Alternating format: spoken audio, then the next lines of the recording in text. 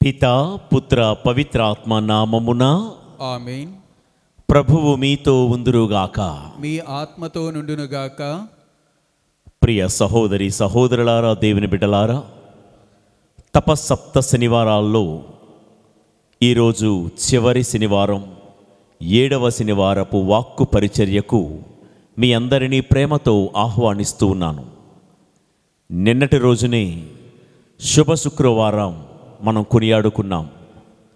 Good Friday రోజున ప్రభు యొక్క శ్రమలు, మరణాన్ని ప్రత్యేకంగా ధ్యానం చేస్తూ ఈరోజు గ్రేట్ సైలెన్స్ సాటర్డే, రాజు సమాధిలో నిద్రిస్తున్నటువంటి ఈ రోజున గడిచిన తపస్సు కాలమంతా శ్రమలు, సిలువ మార్గాలు, ఎంతో వాక్యం, ఎన్నో ప్రసంగాలు మనం విన్నాం. ఈ చివరి రోజున, తపస్సు కాలపు చివరి రోజున, చివరి శనివారం రోజున ఒకే ప్రశ్న: నా ప్రభువు నా కోసం ఎందుకు గాయపడ్డారు? నా ప్రభువు నా కోసం ఎందుకు ఇంత శ్రమలు, బాధలు అనుభవించారు? నా కోసం ప్రభువు ఎందుకు ఈ సిలువ వేదన, సిలువ మరణం పొందారు?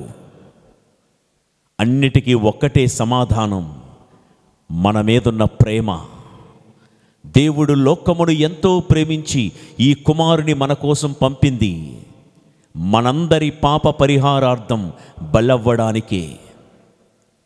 ఈ చివరి రోజున ప్రియులకు దేవుని బిడ్డలారా, ప్రభుని హింసించినటువంటి యెరూషలేము నగరం వైపు మనం కూడా ఒకసారి చూద్దాం. ప్రభువు మీద నేరారోపణ, దోషారోపణ చేసినటువంటి యెరూషలేము నగరం మీదకు మనం కూడా చూద్దాం. ఏ పాపం చేశాడని ఆయనను దోషి అన్నారు? ఏ నేరం చేశారని ఆయనను ఒక నేరస్తునిగా కొరడా దెబ్బలు కొట్టి, గాండ్రించి ఉమ్మివేసి, ముళ్ళ కిరీటము కొట్టి, సిలువను ఎక్కించి అతి ఘోరాతి ఘోరంగా ఆయనను చంపారు. ఆయన చూపించిన ప్రేమ, ఆయన చూపించిన కరుణ, ఆయన చూపించిన దయ యెరూషలేము నగరం అర్థం చేసుకోలేకపోయింది. కానీ దేవుడి ప్రేమ ఎంత గొప్పదో తెలుసా? ఆయనను అర్థం చేసుకోకపోయినా, ఆయనను సిలువపై కిరాతకంగా చంపిన ఈరోజు రాత్రి, అంటే రేపు ఈస్టర్ పర్వదినాన పునరుత్థానుడైన దేవుడు తనను చంపిన యెరూషలేము మీద పగ తీర్చుకోలేదు.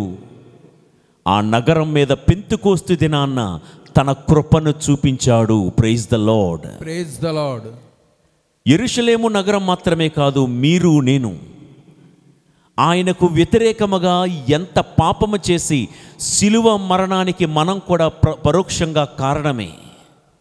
ఎంత పాపము చేసిన యెరూషలేము మీద పెంతెకోస్తు దినాన ఎలాగైతే ఆత్మను కుమ్మరించి దీవించాడో, మనందరి మీద కూడా దేవుడు అలాంటి ఆత్మను కురిపించి దీవించడానికి సిద్ధంగానే ఉన్నాడు. కానీ యెరూషలేము నగరం ఏం చేసిందో తెలుసా? దేవుడు తనను క్షమించి ఇంకా పెంతెకోస్తు దినాన తన మీద ఆత్మను కుమ్మరించి యెరూషలేము నగరములో సంఘ నిర్మాణము చేసి సేవ అద్భుతంగా జరుగుతున్న ఆ రోజుల్లో మరలా యెరూషలేము మీద దేవుడు చూపించిన ఆ కృపను ఎవరో బయటి వాళ్ళు కాదు, ఆ ఊరిలో ఉన్న కొంతమంది యూదులు దేవుడు చూపిన కృపను నిర్లక్ష్యం చేశారు, నిర్వీర్యం చేశారు, నిరర్ధకం చేసుకున్నారు. దేవుడు సేవ చేస్తున్నటువంటి సేవకులను హింసించి అడ్డంకులు సృష్టిస్తుంటే దేవుడు ఈసారి ఏం చేశారంటే, యెరూషలేములో ఆయన ప్రారంభించిన సంఘం చిన్నాభిన్నమైపోతుంది. సేవకులు ఆరంభించినటువంటి సేవ చెదిరిపోతూ ఉంది. అందుకే దేవుడి కృప యెరూషలేమును వీడి వేరే చోటుకు, అంతియోకియా అనే చోటుకు వెళ్ళిపోయింది. ఇక్కడే ఒక పాఠం నేర్చుకుందాం ఈ రోజున. ఈ తపస్సు కాల చివరి రోజైన ఈరోజు మనము కూడా యెరూషలేములాగా ప్రవర్తిస్తున్నామేమో. ఎంత పాపము చేసినా దేవుడు మన మీద, యెరూషలేము మీద ప్రేమను కురిపించినట్లుగా, ఆత్మను వర్షింపజేసినట్లుగా మన మీద కూడా ప్రేమను కురిపిస్తూనే ఉన్నాడు. కానీ దేవుడి యొక్క కృపను మనము కూడా నిరర్ధకం చేసుకుంటున్నామేమో. దేవుడు మనందరినీ నిలబెట్టాలని కోరుకుంటున్నాడు. మనందరికీ మేలు చేయాలని దేవుడు కోరుకుంటున్నాడు.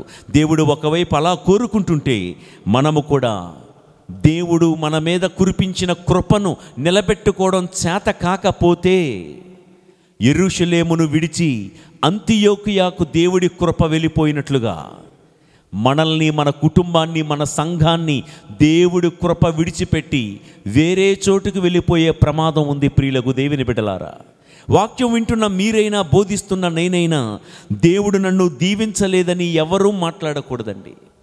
నా పాపం వలన దేవుడు పదే పదే నన్ను హెచ్చరిస్తున్నా, మందలిస్తున్నా, సరిచేస్తున్నా, సరిదిద్దుకోకుండా యెరూషలేములాగా ఇంకను పాపపు బురదలో పొర్లాడుతున్నటువంటి నన్ను విడిచి దేవుడు వేరే చోటుకి వెళ్ళిపోతున్నారు, దేవుడి కృప నన్ను విడిచి వేరే చోటుకి వెళ్ళిపోతుంది అని సమూవేలు ఆ టైంలో ఏలీ గారి యొక్క కోడలు గర్భవతి అయి బిడ్డను ప్రసవిస్తూ ఆ బిడ్డకు పెట్టిన పేరు ఈకాబోద్ అని పిలిచింది. అంటే కళ్ళ ముందే ఫిలిస్తీయులు దేవుని యొక్క మందసాన్ని తీసుకుని వెళ్ళిపోతుంటే ఆ నిండు చూలాలు బిడ్డను కని, అయ్యో దేవుడే మా ఊరు నుండి, మా ఇంటి నుండి ఈరోజు వెళ్ళిపోతూ ఉంటే ఇక మా ఇంట్లో ఉన్న వైభవం పోతుంది, పూర్వపు వైభవం మా ఇంటి గడపలో నుంచి పోతుంది అని ఏలీ కోడలు తన కొడుక్కి ఈకాబోద్ అని పేరు పెట్టింది. ఇలాంటి అనుభవం మన జీవితంలో రాకూడదు. ప్రియులకు దేవుని బిడ్డలారా, క్రీస్తు అనుభవించిన శ్రమలకు, ఆయన మరణానికి, పునరుత్థానానికి ప్రతిఫలము దొరకాలి అంటే దేవుడు మన మీద కురిపించినటువంటి కృప మనల్ని విడిచిపోయేలాగున మన ప్రవర్తన ఉండకూడదు అన్న సంగతి మనం మున్ముందుగా ధ్యానించుకుందాం. చూడండి, రాజులను దేవుడు సౌలును యరొబామును దేవుడే రాజుగా అభిషేకించాడు. సౌలు రాజును, యరొబాము అనే రాజును దేవుడే అభిషేకించాడు. కానీ దేవుడు వారి మీద కురిపించిన కృపను, అభిషేకాన్ని వాళ్ళు నిలుపుకోలేకపోయారు. కానీ దావీదు తప్పు చేసినా, ఇదిగో నేను తప్పు చేశానని పశ్చాత్తాపపడి మరలా దేవుడి దగ్గరికి వచ్చాడు. దేవుడు అతని మీద నిలిపిన కృపను, అభిషేకాన్ని దావీదు నిలుపుకోగలిగాడు. ప్రశ్నించుకుందాం, దేవుడు కృప చూపుతున్నా ఆ కృపను పోగొట్టుకుంటున్నా సౌలు యరొబాములాగా మనం బ్రతుకుతున్నామా? లేకపోతే దేవుడు మన మీద చూపించిన కృపను నిలబెట్టుకునే దావీదు రాజులాగా మనం బ్రతుకుతున్నామో ఒక్కసారి ఆత్మ పరిశీలన చేసుకుందాం. అయితే విందాం, యెరూషలేమును దేవుడి కృప వదిలిపెట్టి ఎక్కడికి వెళ్ళిందని విన్నాం? అంతియోకియా. పునరుత్థాన సంఘం ఎలా ఉండాలి అని ఈరోజు మనం మాట్లాడుకుందాం. ఎందుకంటే క్రీస్తు ప్రభువు ఇన్ని శ్రమలు, బాధలు అనుభవించి పునరుత్థానమవుతూ ఉన్నాడు. ఆయన మాత్రమే కాదు, ఆయన రక్తముతో వెలనిచ్చి కొనుక్కోబడిన జీవమగల దేవుడి సంఘమైన మీరు, నేను కూడా పునరుత్థాన విశ్వాసులుగా బ్రతకాలి. పునరుత్థాన సంఘముగా మనమందరము దీవించబడుదుముగాక. ఆమేన్. అంతియోకియా, యెరూషలేమును వీడి అంతియోకియా మీదకు దేవుడి కృప వచ్చింది. మీకు తెలుసు కదా, ఇక్కడే అంతియోకియాలోనే మొట్టమొదటిసారిగా క్రైస్తవులు అనే మాట వినబడింది. చూడండి వాక్యం, అపోస్తుల కార్యాలు 11వ అధ్యాయము 26వ వచనము. బర్నబా సౌలును కనుగొని అతనిని అంతియోకియానకు తీసుకువచ్చెను. 1 ఏడాది వారిద్దరూ అతడి సంఘమును కలుసుకొని అనేకులకు బోధించిరి. అంతియోకియాలోని శిష్యులు మొట్టమొదటిసారిగా క్రైస్తవులు అని పిలవబడిరి. క్రైస్తవులు అన్న మాట అంతియోకియా సంఘములోనే మొట్టమొదటిసారిగా వినబడింది. అంతేనా? ఈ అంతియోకియా సంఘం పౌలు, బర్నబాల్ లాంటి గొప్ప సేవకులను కదిలించింది, తయారు చేసింది. ఈ అంతియోకియా సంఘము నుండే 3 ఖండాలకు, ఆసియా, ఆఫ్రికా, ఐరోపా లాంటి ఖండాలకు సువార్త వ్యాప్తి జరిగింది. ప్రియులకు దేవుని బిడ్డలారా, ఒక ప్రశ్న వేసుకుందాం. What about you and me? Can you extend our services to others? Can we expand hour ministry to other regions? మన సేవ అంతియోకియా నుండి సేవ చుట్టుప్రక్కల ఉన్నటువంటి ప్రాంతాలకు, ఖండాలకు విస్తరించినట్లుగా పునరుత్థాన సంఘమైతే నాది పునరుత్థాన కుటుంబం అయితే, నేను పునరుత్థాన క్రైస్తవుడినైతే నాలో ఉన్న ప్రేమ ఇతరులకు విస్తరించబడునుగాక. ఆమేన్. నేను చేస్తున్న సేవ పరిపరి ప్రాంతాలకు విస్తరింపబడునుగాక. ఆమేన్. నాలో దేవుడు పెట్టిన క్షమాగుణం 10 మందికి పంచబడునుగాక. ఆమేన్. ప్రియులకు దేవుని బిడ్డలారా, అంతియోకియా ఈ ప్రాంతం ఆసియా యూరోప్ మధ్యలో ఉన్నటువంటి సముద్రపు ఒడ్డున ఉన్నటువంటి ఒక పట్టణం అండి. గొప్ప వ్యాపార కేంద్రం అండి ఇది. ఈ అంతియోకియా గురించి ఒక చిన్న బ్యాక్గ్రౌండ్ మీకు పరిచయం చేస్తాను. అసలు ఈ పేరు ఎలా వచ్చిందో. అలెగ్జాండర్ చక్రవర్తి గారి దగ్గర ఒక సైన్యాధ్యక్షుడు ఉండేవాడండి. ఈ సైన్యాధ్యక్షుడు తన తండ్రి పేరు అంతియోక్ అనే పేరు మీదుగా ఒక పట్టణాన్ని నిర్మించుకున్నాడు. ఆ సైన్యాధ్యక్షుడి యొక్క తండ్రి పేరు మీదుగా కట్టబడినటువంటి నగరమే అంతియోకియా అనేటువంటి ఈ నగరం అండి. అయితే ఈ అంతియోకియా నగరం అలెగ్జాండర్ చక్రవర్తి మరణానంతరం గ్రీకు సామ్రాజ్యం 5 ముఖ్య పట్టణాలుగా విడిపోయిందంటండి. ఆ 5 ముఖ్య పట్టణాలలో అంతియోకియా పట్టణం కూడా ఒకటంటండి. కొంతమంది చరిత్రకారులు చెప్పే మాట నేను విన్నది ఏంటంటే, ఈ అంతియోకియా నగరానికి మన భారతదేశానికి కూడా ఎక్కడో ఒక చిన్న సంబంధం ఉంది. ఎలా అంటారా, అలెగ్జాండర్ చక్రవర్తి భారతదేశం మీదకు దండయాత్ర చేసే రోజుల్లో చంద్రగుప్తు రాజు కాలంలో భారతదేశాన్ని కూడా కొన్నాళ్ళు అలెగ్జాండర్ చక్రవర్తి పరిపాలించినట్లు, ఆ పరిపాలనా కాలంలో మరి ఈ అంతియోకియా అనేటువంటి ఈ పట్టణం కూడా మన భారతదేశానికి ఒక ముఖ్య పట్టణంగానే ఉండేదని కొంతమంది చరిత్రకారులు చెప్తారు. అంతే కదండి, గ్రీకు సామ్రాజ్యానికి ఉన్న 5 ముఖ్య పట్టణాల్లో అంతియోకు అనేది ఒక ముఖ్య పట్టణం, అంటే క్యాపిటల్ సిటీ. మరి భారతదేశంలో అదే అలెగ్జాండర్ చక్రవర్తి కొన్నాళ్ళు ఏలేడు కదా. అంటే ఈ అలెగ్జాండర్ ఎక్కడ పరిపాలిస్తే అక్కడ ఆయన ముఖ్య పట్టణాలన్నీ ఆయా ప్రాంతాలకు కూడా ముఖ్య పట్టణాలు అవుతాయి. ఆ కోణంలో ఆలోచిస్తే మన భారతదేశానికి అంతియోకియా అనేటువంటిది కూడా కొన్ని రోజుల పాటు ముఖ్య పట్టణంగా ఉంది అని కొంతమంది చరిత్రకారుల యొక్క అంచనా. చూడండి, ఎక్కడ భారతదేశం, ఎక్కడ గ్రీకు రాజ్యంలో అంతియోకియా. దేవుడు కలిపేవాడండి. ఆయన అనుకోవాలే కానీ నీకు నాకు దూరం చిటికేస్తే చాలు మనం దగ్గరైపోతాం, కలిసిపోతాం. ప్రియులకు దేవుని బిడ్డలారా, సరే ఇక విందాం. అంతియోకియా పునరుత్థాన పండగ కొనియాడుతున్న ఈ వేళ దేవుడు కోరుకుంటున్న కోరిక ఏంటో తెలుసా? నీవు, నీ కుటుంబం, నీ సంఘం అంతియోకియా సంఘములాగా ఉండాలి. పునరుత్థాన సంఘం అంతియోకియా సంఘములాగా ఉండాలి. యెరూషలేము దేవుడు దాని మీద కురిపించిన కృపను కూడా నిలుపుకోలేకపోయింది. కానీ అంతియోకియా సంఘం దేవుడు కురిపించిన కృపను నిలబెట్టుకుంది. అంతియోకియా అన్న మాటకు అర్థం రథవేగం. రథవేగం, as rapid as the chariot, as rapid as the horses. రథవేగం. అవును ప్రియులకు దేవుని బిడ్డలారా, ఈ అంతియోకియా అనే ఈ చిన్న సంఘము ద్వారా స్వార్థ సేవ రథవేగంతో దూసుకుపోయింది. దేవుడి ప్రేమ, దేవుడి కృప రథవేగంతో 3 ఖండాలకు విస్తరించబడింది.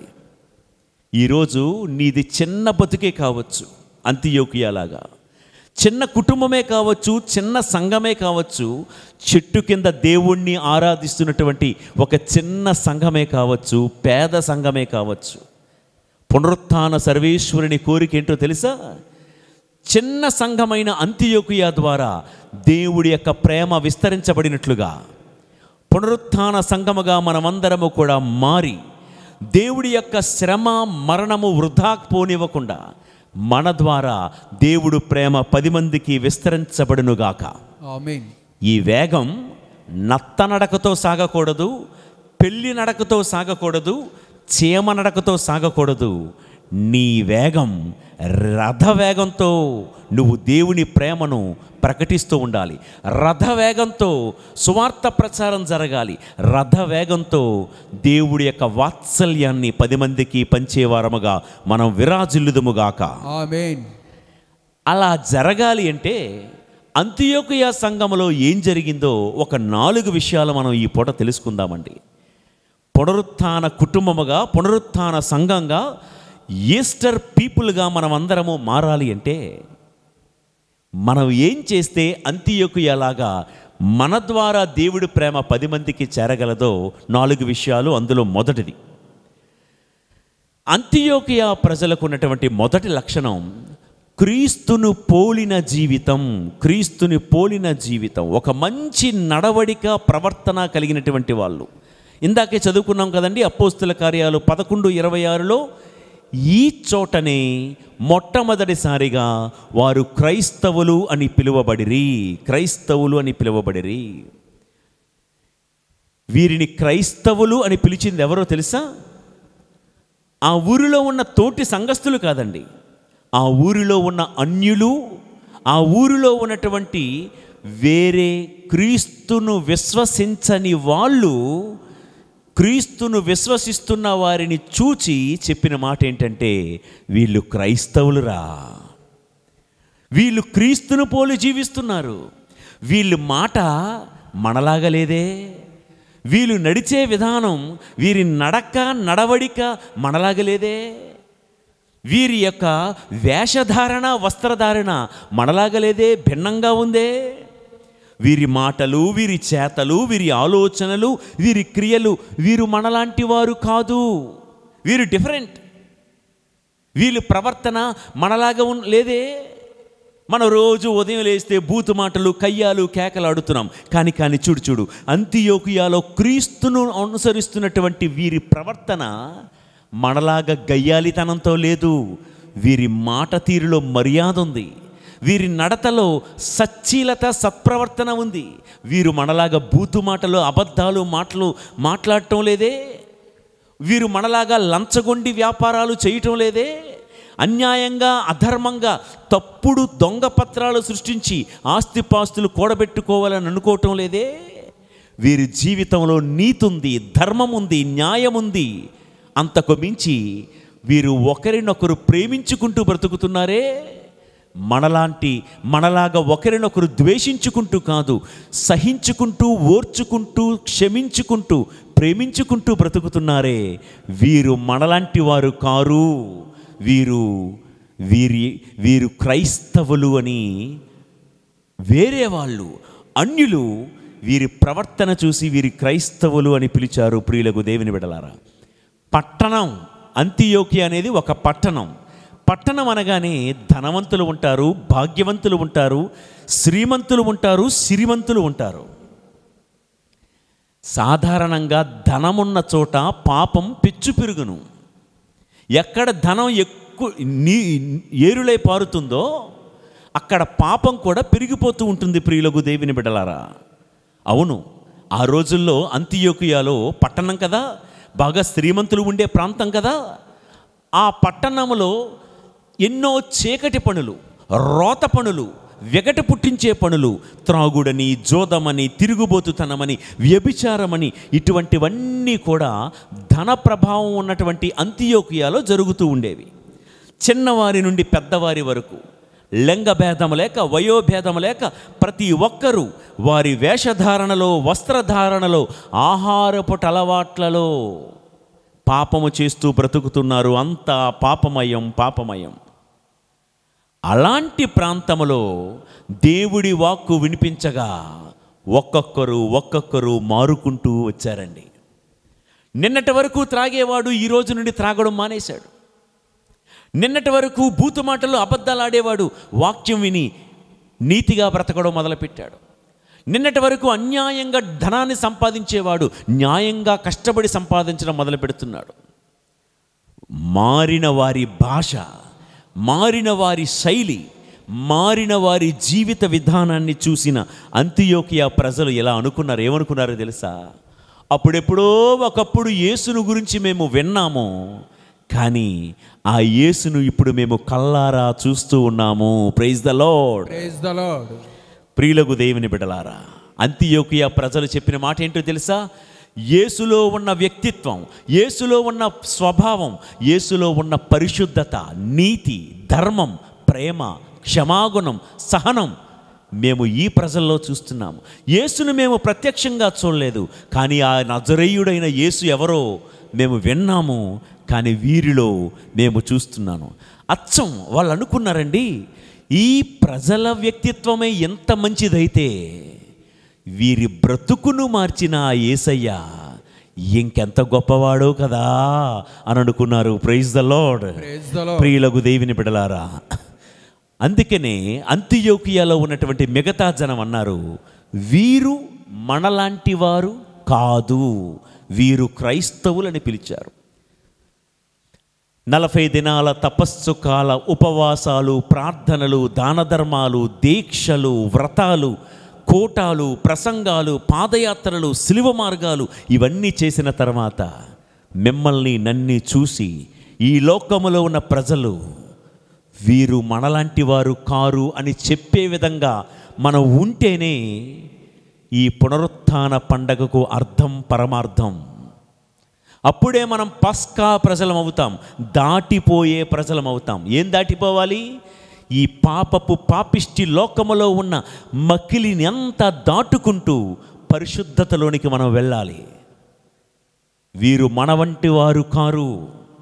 ఈ 40 రోజుల ఈ తపస్సు కాలం ఈ వ్యక్తిని మార్చింది, ఈ కుటుంబాన్ని మార్చింది, ఇతడి ఆలోచనను మార్చింది. ఇతడు క్రైస్తవుడు అని మన చుట్టాలు, మన బంధువులు, మన వీధిలో, మన పేటలో ఉన్న వాళ్ళు మనల్ని చూసి గొప్పగా సాక్ష్యం చెప్పిన రోజున ఈ పునరుత్థాన పండగకు అర్థం, పరమార్థం ఉంటుంది. ప్రియులకు దేవుని బిడ్డలారా, మనకు మనం నేను క్రైస్తవుణ్ణి అని చెప్పుకోవడం కాదండి. మా పూర్వీకులు క్రైస్తవులు, మేము పుట్టు క్రైస్తవులవి, మా కుటుంబంలో ఫాదర్లు ఉన్నారు, సిస్టర్లు ఉన్నారు, బిషప్లు ఉన్నారు, రెవరెండ్లు ఉన్నారు, 62 ఉన్నారు అని చెప్పుకోవడం కాదండి. మనకు మనం చెప్పుకుంటే ఏమున్నది గొప్ప? ప్రభు అన్నట్లుగా మత్తయి సువార్త 5వ అధ్యాయము 16-17 వచనాలలో, జనులు నీ సత్కార్యములు చూచి పరలోకమందున్న దేవుడికి మహిమ చేకూర్చే విధముగా మన ప్రవర్తన ఉండాలి. ప్రియులకు దేవుని బిడ్డలారా, ఈ రోజుల్లో పేరులోనే క్రీస్తు ఉన్నాడు తప్ప మన వ్యక్తిత్వాల్లో, స్వభావాల్లో క్రీస్తు భూతద్దం పెట్టి వెతికినా కనిపించటం లేదే. పేరుకే క్రైస్తవులు, వ్యక్తిత్వాల్లో, స్వభావాల్లో క్రీస్తు లేరంటే అతిశయోక్తి కాదేమో. చిన్నప్పుడు నేను అనుకునేవాడిని, పాలకూర అంటే ఓహో బాగా పాలేసి మధురమైనదిగా వండుతారేమో అని. అప్పుడు ఎప్పుడో నాకు గుర్తు, ఏం కూర అమ్మా అంటే పాలకూర అంది. ఓహో పాలకూర భలే ఉంటుంది కదా అని చెప్తే, మా అమ్మ అప్పట్లో ఆకుకూర వడ్డిస్తూ ఉంది. అదేంటమ్మా పాలకూర అన్నావు కదా, ఇది పాలేవి అంటే చెప్పింది, పాలకూర అంటే పాలుతో ఉండే కూర కాదు, దాని పేరే పాలుకూర. పేరుకి అది పాలకూర కానీ అది ఆకుకూర అని.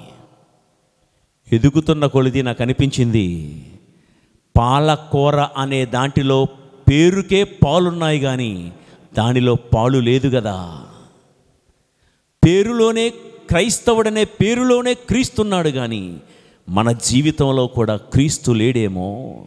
నేతి బీరకాయలో నెయ్యి లేనట్లుగా నేటి అనేక మంది జీవితాల్లో, మన సంఘాల్లో, మన కుటుంబాల్లో పేరుకే ఇది క్రైస్తవ సంఘం, పేరుకే ఇది క్రైస్తవ సంస్థ, పేరుకే ఇతడు క్రైస్తవుడు, ఆ సంస్థల్లో క్రీస్తు లేడేమో, ఆ వ్యవస్థల్లో క్రీస్తు లేడేమో, ఆ సంఘములో, ఆ కుటుంబములో పేరుకే ఇది క్రైస్తవ కుటుంబం, పాలకూరలో పాలు లేనట్లుగా ఈ క్రైస్తవ కుటుంబములో క్రీస్తును చూడలేకపోతున్నారేమో. ప్రియులకు దేవుని బిడ్డలారా, పేరుకే క్రైస్తవుడు కానీ తీరులో త్రాగుబోతుడు అయితే, పేరులోనే క్రైస్తవుడు కానీ తీరులో నీ ఒక గయ్యాలి గంపవైతే, పేరులోనే క్రైస్తవుడు కానీ నీ ఒక వ్యభిచారివైతే, ప్రియులకు దేవుని బిడ్డలారా, శిలువ మీద వ్రేలాడుతున్న దేవుడు పునరుత్థాన వేళ కూడా బాధపడే అవకాశం మనం ఇవ్వకూడదు. ప్రియులకు దేవుని బిడ్డలారా, అంతియోకియా ప్రజలు క్రీస్తును పోలిన జీవితాన్ని వారిలో చూశారండి. అదే రథవేగంతో సువార్త వ్యాప్తి జరగడానికి అవకాశం ఇచ్చింది. క్రీస్తు మనకు బోధించినటువంటి ఆ బోధలు పునరుత్థాన ప్రజలుగా మనం రథవేగంతో చేర్చాలంటే అంతియోకియా ప్రజల్లో వాళ్ళ ప్రవర్తనలో క్రీస్తును చూసినట్లుగా మన ప్రవర్తనలో, మన ఇంట్లో అద్దెకున్న వాళ్ళు మన ప్రవర్తనలో తీరు చూడాలి, క్రీస్తును చూడాలి. మనమే ఎవరో ఇంట్లో అద్దెకుంటున్నామా? నీ ఇంటి ఓనర్స్ నీ తీరులో క్రీస్తును చూడాలి. ఆఫీస్ దగ్గర నీ కొలీగ్స్, నీ బాస్ నీలో క్రీస్తును చూడాలి. నువ్వు కాలేజీకి వెళ్తున్నా, స్కూల్కి వెళ్తున్నా, హాస్టల్లో ఉంటున్నా, నీ తోటి విద్యార్థిని విద్యార్థులు నీలో క్రీస్తును చూడాలి. అప్పుడే రథవేగంతో క్రీస్తు ప్రయాణించగలరు మన జీవితంలో. ప్రియులకు దేవుని బిడ్డలారా, ఈ ప్రపంచం, మన ఊరు, మన వీధి మనలో క్రీస్తును చూడగలిగినట్లయితే ఏనాడో ఈ ప్రపంచమంతా క్రీస్తు రాజ్యంగా మారిపోయి ఉండేది. కాబట్టి మనలో, మన ఫ్యామిలీలో, మన ఈ పిల్లల్లో క్రీస్తును చూడగలగాలి. ఇదే మన యొక్క బాధ్యత పునరుత్థాన ప్రజలుగా. కాబట్టి అంతియోకియా జనం వాక్యం విన్న వీరు మనలాంటి వారు కారు అన్నారు. మనలాంటి త్రాగుబోతుతనం కానీ, గయ్యాలితనం కానీ వీరిలో లేదు అన్నట్లుగా, వీరు క్రైస్తవులు అని చెప్పినట్లుగా మన ప్రవర్తనలో వచ్చిన మార్పే మనల్ని ఈస్టర్ సండే పీపుల్గా మార్చగలదు. లేకపోతే ఒక కోడినో మేకనో తెచ్చుకొని తినేస్తాం, పండగ అయిపోయింది అని అనుకుంటాం. ఎన్నేళ్ళ ఈ తపస్సు కాలపు ప్రయాణం తర్వాత ప్రియులకు దేవుని బిడ్డలారా, ఇంత వాక్యం విన్న తర్వాత, ఎంత భక్తి కార్యక్రమాల్లో పాలు పంచుకున్న తర్వాత ఇంకా నా మాటలో మార్పు రాకపోతే, ఇంకా నా ఆలోచనలో మార్పు రాకపోతే, ఇంకా నా తీరులో, నా కోపాన్ని కంట్రోల్ చేసుకునే విధానంలో మార్పు రాకపోతే, ఐఎమ్ సారీ, నువ్వేం క్రైస్తవుడు బాబు, నువ్వేం క్రైస్తవురాలవమ్మా. పాలకూరలో పేరుకే పాలున్నట్లుగా నువ్వు నామకార్థపు క్రైస్తవుడుగానే మిగిలిపోతావేమో. చూడండి, గలతీలకు వ్రాయబడిన లేఖ 6వ అధ్యాయము 17వ వచనములో, ఇక మీదట ఎవ్వడునూ నన్ను బాధింపకుండునుగాక, ఏలైనా నా శరీరంపై నేను యేసు యొక్క ముద్రలను ధరించి ఉన్నాను. నీ శరీరం మీద ధరించుకోవలసింది రంగురాళ్ళు కాదు, టాటూలు కాదు. నీ శరీరం మీద ధరించుకోవలసింది పండగొచ్చింది కదా అని చెప్పి ఖరీదైనటువంటి వస్త్రాలు కాదు, కానీ యేసు ముద్ర. ఆడ ఎంత ప్రేమ స్వరూపుడో ఆ ప్రేమనే ముద్ర మన శరీరం మీద ఉండాలి. ఎంతగా క్షమించాడో సిలువలో వ్రేలాడుతూ నిన్నటి రోజున ధ్యానించాము కదా. తండ్రి, వీరేమి చేయుచున్నారో వీరెరుగరు, వీరిని క్షమించు అని పక్కలో బల్లెం పెట్టి పొడుస్తున్న ఆ వేళ కూడా క్షమించగలిగే ఆ తత్వం మనలో ఉండాలి. అప్పుడే క్రీస్తు ముద్ర మనం ధరించుకున్నట్లు పౌలు గారు అంటున్నాడు, క్రీస్తు ముద్ర గనక నా మీద ఉంటే నన్నెవ్వరు బాధించలేరు. నన్నెవ్వరు ఎంత బాధ పెట్టినా ఏ బాధ నాకు బాధ అనిపించదు, ఎందుకంటే నేను క్రీస్తు ముద్రను ధరించాను. మనలో చాలామంది నేను క్రీస్తుని ధరించాను, దివ్య సప్రసాదం స్వీకరించాను, ఈ 40 రోజులు క్రమం తప్పకుండా విభూది పెట్టుకున్నాను, సిలువను మోసాను, పాదయాత్రలకు వెళ్ళాను, ఇవన్నీ చెప్తాం. క్రీస్తు ముద్ర నువ్వు ధరించావో లేదో అనడానికి నిన్ను నువ్వే చిన్న టెస్ట్ చేసుకో. నీ కన్న కొడుకే, కన్న కూతురే, వయసులో పెద్దయినటువంటి నిన్ను ఒక మాట అంటే నువ్వు తట్టుకోగలుగుతున్నావా, ఓర్చుకోగలుగుతున్నావా? లేదా నా కొడుకేనా నిన్ను మాటలనేసాడని చెప్పేసి అనవసరంగా కన్నీళ్లు పెట్టుకొని వారికి వీరికి అందరికీ చెప్పుకుంటూ తిరుగుతున్నావా? క్రీస్తు ముద్ర గనక నీవు ధరించి ఉన్నట్లయితే మనసుకు చుబుక్కుమనే ఏ మాట నువ్వు విన్నా, నువ్వు ఆ ఇంటికి కోడల పిల్లవు కావచ్చు, ఆ ఇంటి బిడ్డవు కావచ్చు, నువ్వు ఓర్చుకోగలగాలి. క్రీస్తు సిలువ మీద ఓర్చుకున్నట్లు అదే క్రీస్తు యొక్క ముద్ర. పౌలు గారు అంటున్నాడు, ఏ కష్టం వచ్చినా, ఎవరు నన్ను అపార్థం చేసుకున్నా, ఎవరు నన్ను ఏసడించుకుంటున్నా, ఎవరు నా గురించి చెడుగా ప్రచారం చేసుకుంటున్నా, నేను నా ఒంటి మీద ధరించింది క్రీస్తు యొక్క ముద్రను, భరించే శక్తి కలిగినటువంటి క్రీస్తును ధరించి ఉన్నాను కాబట్టి ఏది నన్ను బాధించలేదంటాడు. రోమీలకు వ్రాయబడిన లేఖ 13వ అధ్యాయం 14వ వచనం కూడా చదువుకుందాం.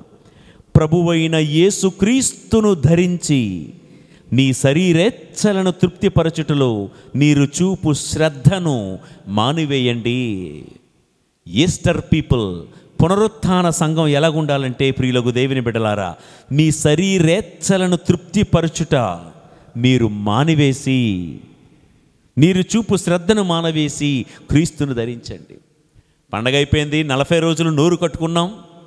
ఇక రేపటి నుంచి మనది ఇష్టారాజ్యం అని చెప్పి రెచ్చిపోకుండా, భక్తి జీవితంలో పట్టు కోల్పోకుండా, మీ శరీరేచ్ఛలను తృప్తిపరిచే వాటిలో మీరు చూపే శ్రద్ధను మానేయండి, క్రీస్తును ధరించండి. ఇది ప్రభు చెప్పే మాట. ఇంకా ఎఫెసీయులకు వ్రాయబడిన లేఖ 4వ అధ్యాయము 24వ వచనం కూడా చదువుకుందాం.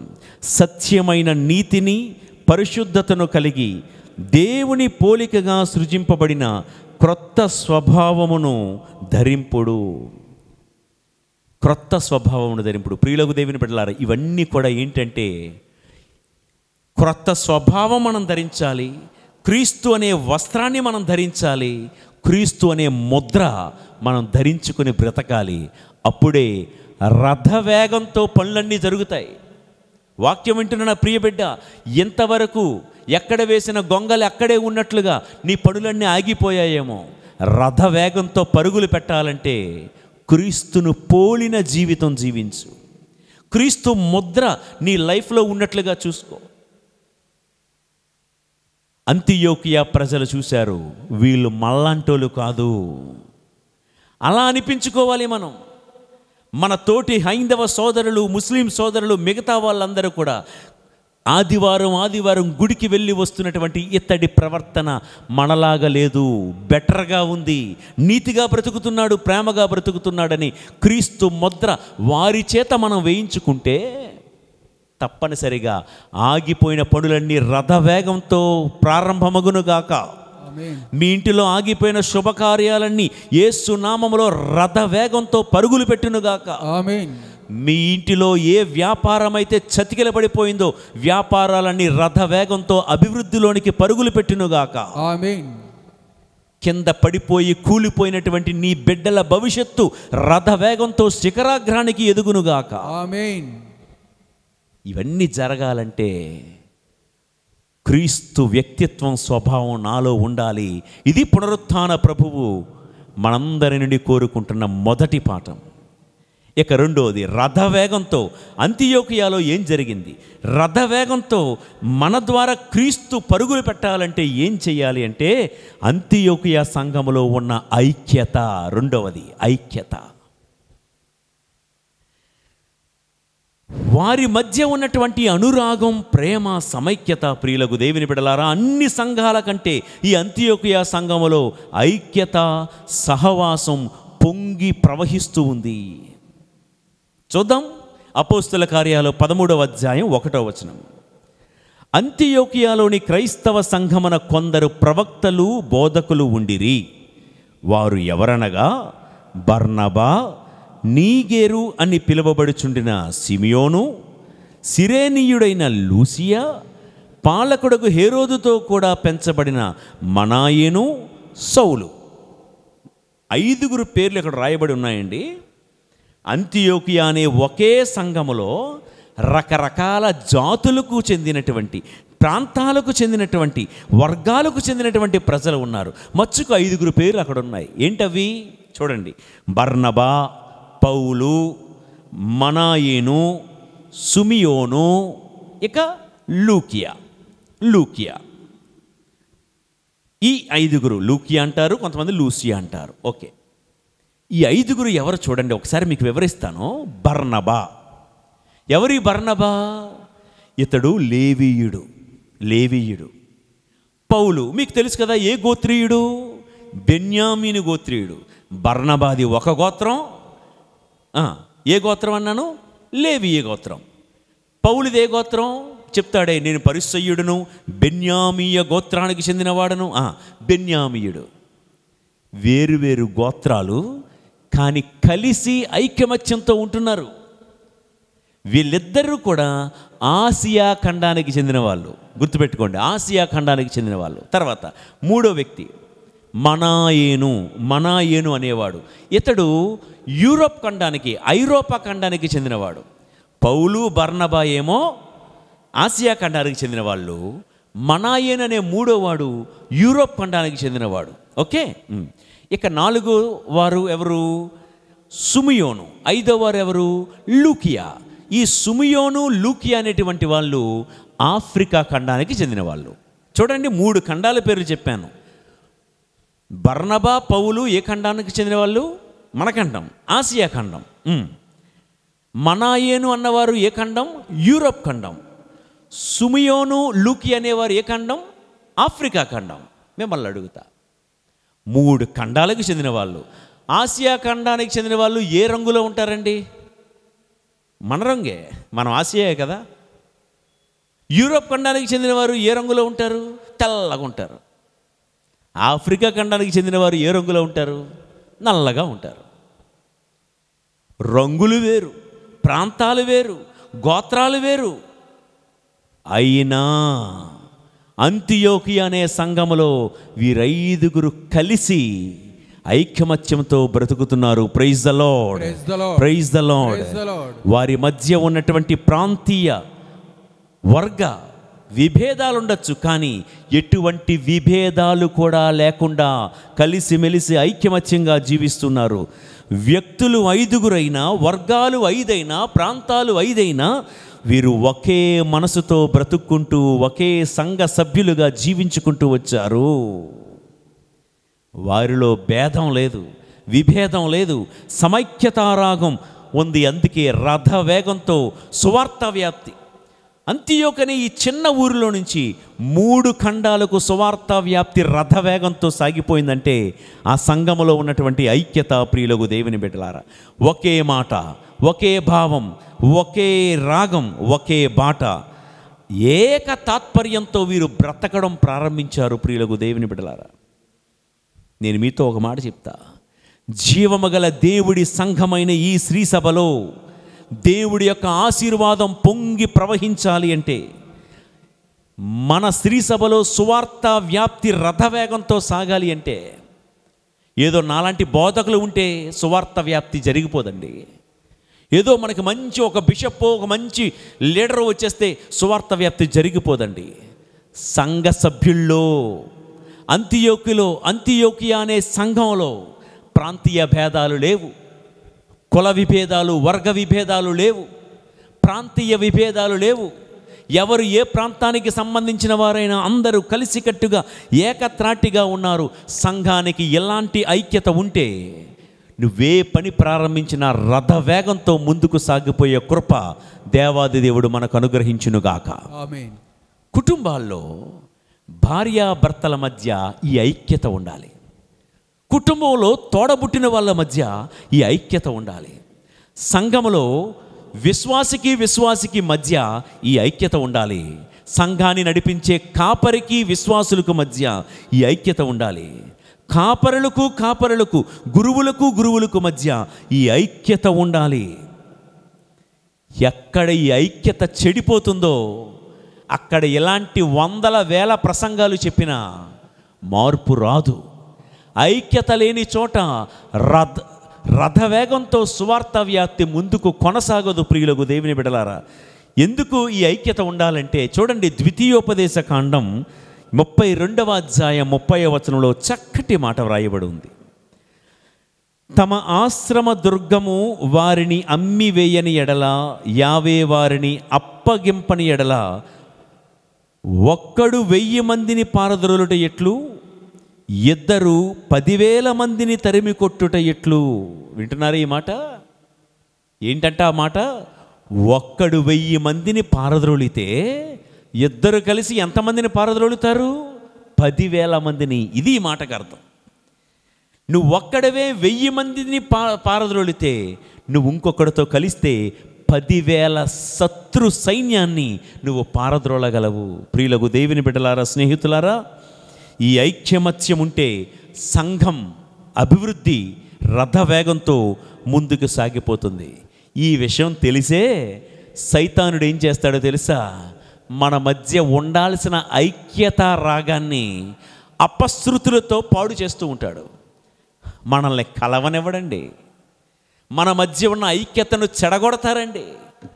కొంతమంది ద్వారా హక్కుల గురించి, వాటి గురించి, వీటి గురించి మాట్లాడుకుంటూ మీరు వేరు మేము వేరు అని విభజించేస్తాడండి సైతానుడు. అందుకే కదా సంఘాల్లో ఈ మధ్య గ్యాంగ్స్ పుట్టుకొచ్చాయి, గ్రూప్స్ పుట్టుకొచ్చాయి, ముఠాలు పుట్టుకొచ్చాయి. ఈ రోజుల్లో విశ్వాసుల కంటే, నన్ను క్షమించండి, విశ్వాసుల కంటే సంఘాల్లో గ్యాంగ్ లీడర్స్ ఎక్కువైపోయారు. విశ్వాసుల కంటే ముఠా మేస్త్రులు ఎక్కువైపోయారు సంఘాల్లో. ఇది నేనన్నమాట కాదు, పరమగీతాల గ్రంథంలో దేవుడే రాయించాడు. దేవుడి ద్రాక్ష తోటలోకి గుంటనక్కలు ఆల్రెడీ ఎంటర్ అయిపోయాయి అని. ఆ ద్రాక్ష తోటలో ద్రాక్ష తీగల కంటే గుంటనక్కలే ఎక్కువ కనిపిస్తున్నాయని పరమగీతాల గ్రంథం బోధిస్తూ ఉంది. ప్రియులకు దేవుని బిడ్డలారా, మన క్రైస్తవ సమాజం అణగారిపోవడానికి, దిగజారిపోతూ ఉండడానికి కొన్ని చోట్ల కారణం ఏమంటారో తెలుసా? అనవసరమైన రాజకీయ వర్గాలు, కుల వర్గాలు, విభేదాలు, భేదాభిప్రాయాలు, విభజనలు. అందుకనే కొంతమంది విశ్వాసుల నడక పీత నడక. పీత ఎలా నడుస్తుందో తెలుసా అండి? దాని కళ్ళు ఒకవైపు ఉంటాయి, దాని అడుగులు మాత్రం వేరే వైపు ఉంటాయి. కళ్ళు ఒకవైపు, అడుగులు వేరే వైపు, పీత నడక. కొంతమంది చూడండి, మనకు పడకపోతే వాళ్ళు విషింగ్ చేసే విధానం, హలో బాగున్నావా అంటారు. సూటిగా చూసి బాగున్నావా అని అనరు.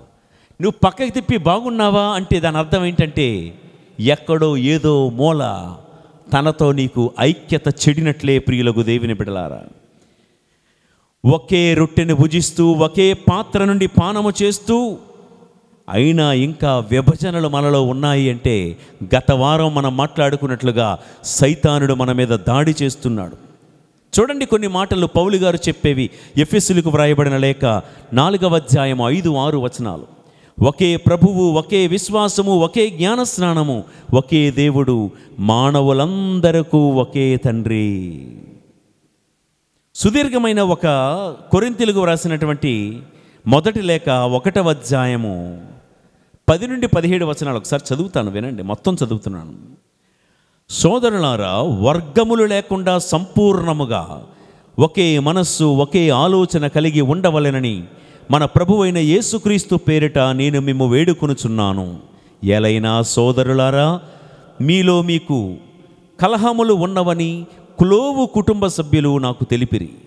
నేను చెప్పినది ఏమన్నా, మీలో ఒక్కొక్కరు ఒక్కొక్క విధముగా పలుకుచున్నారు.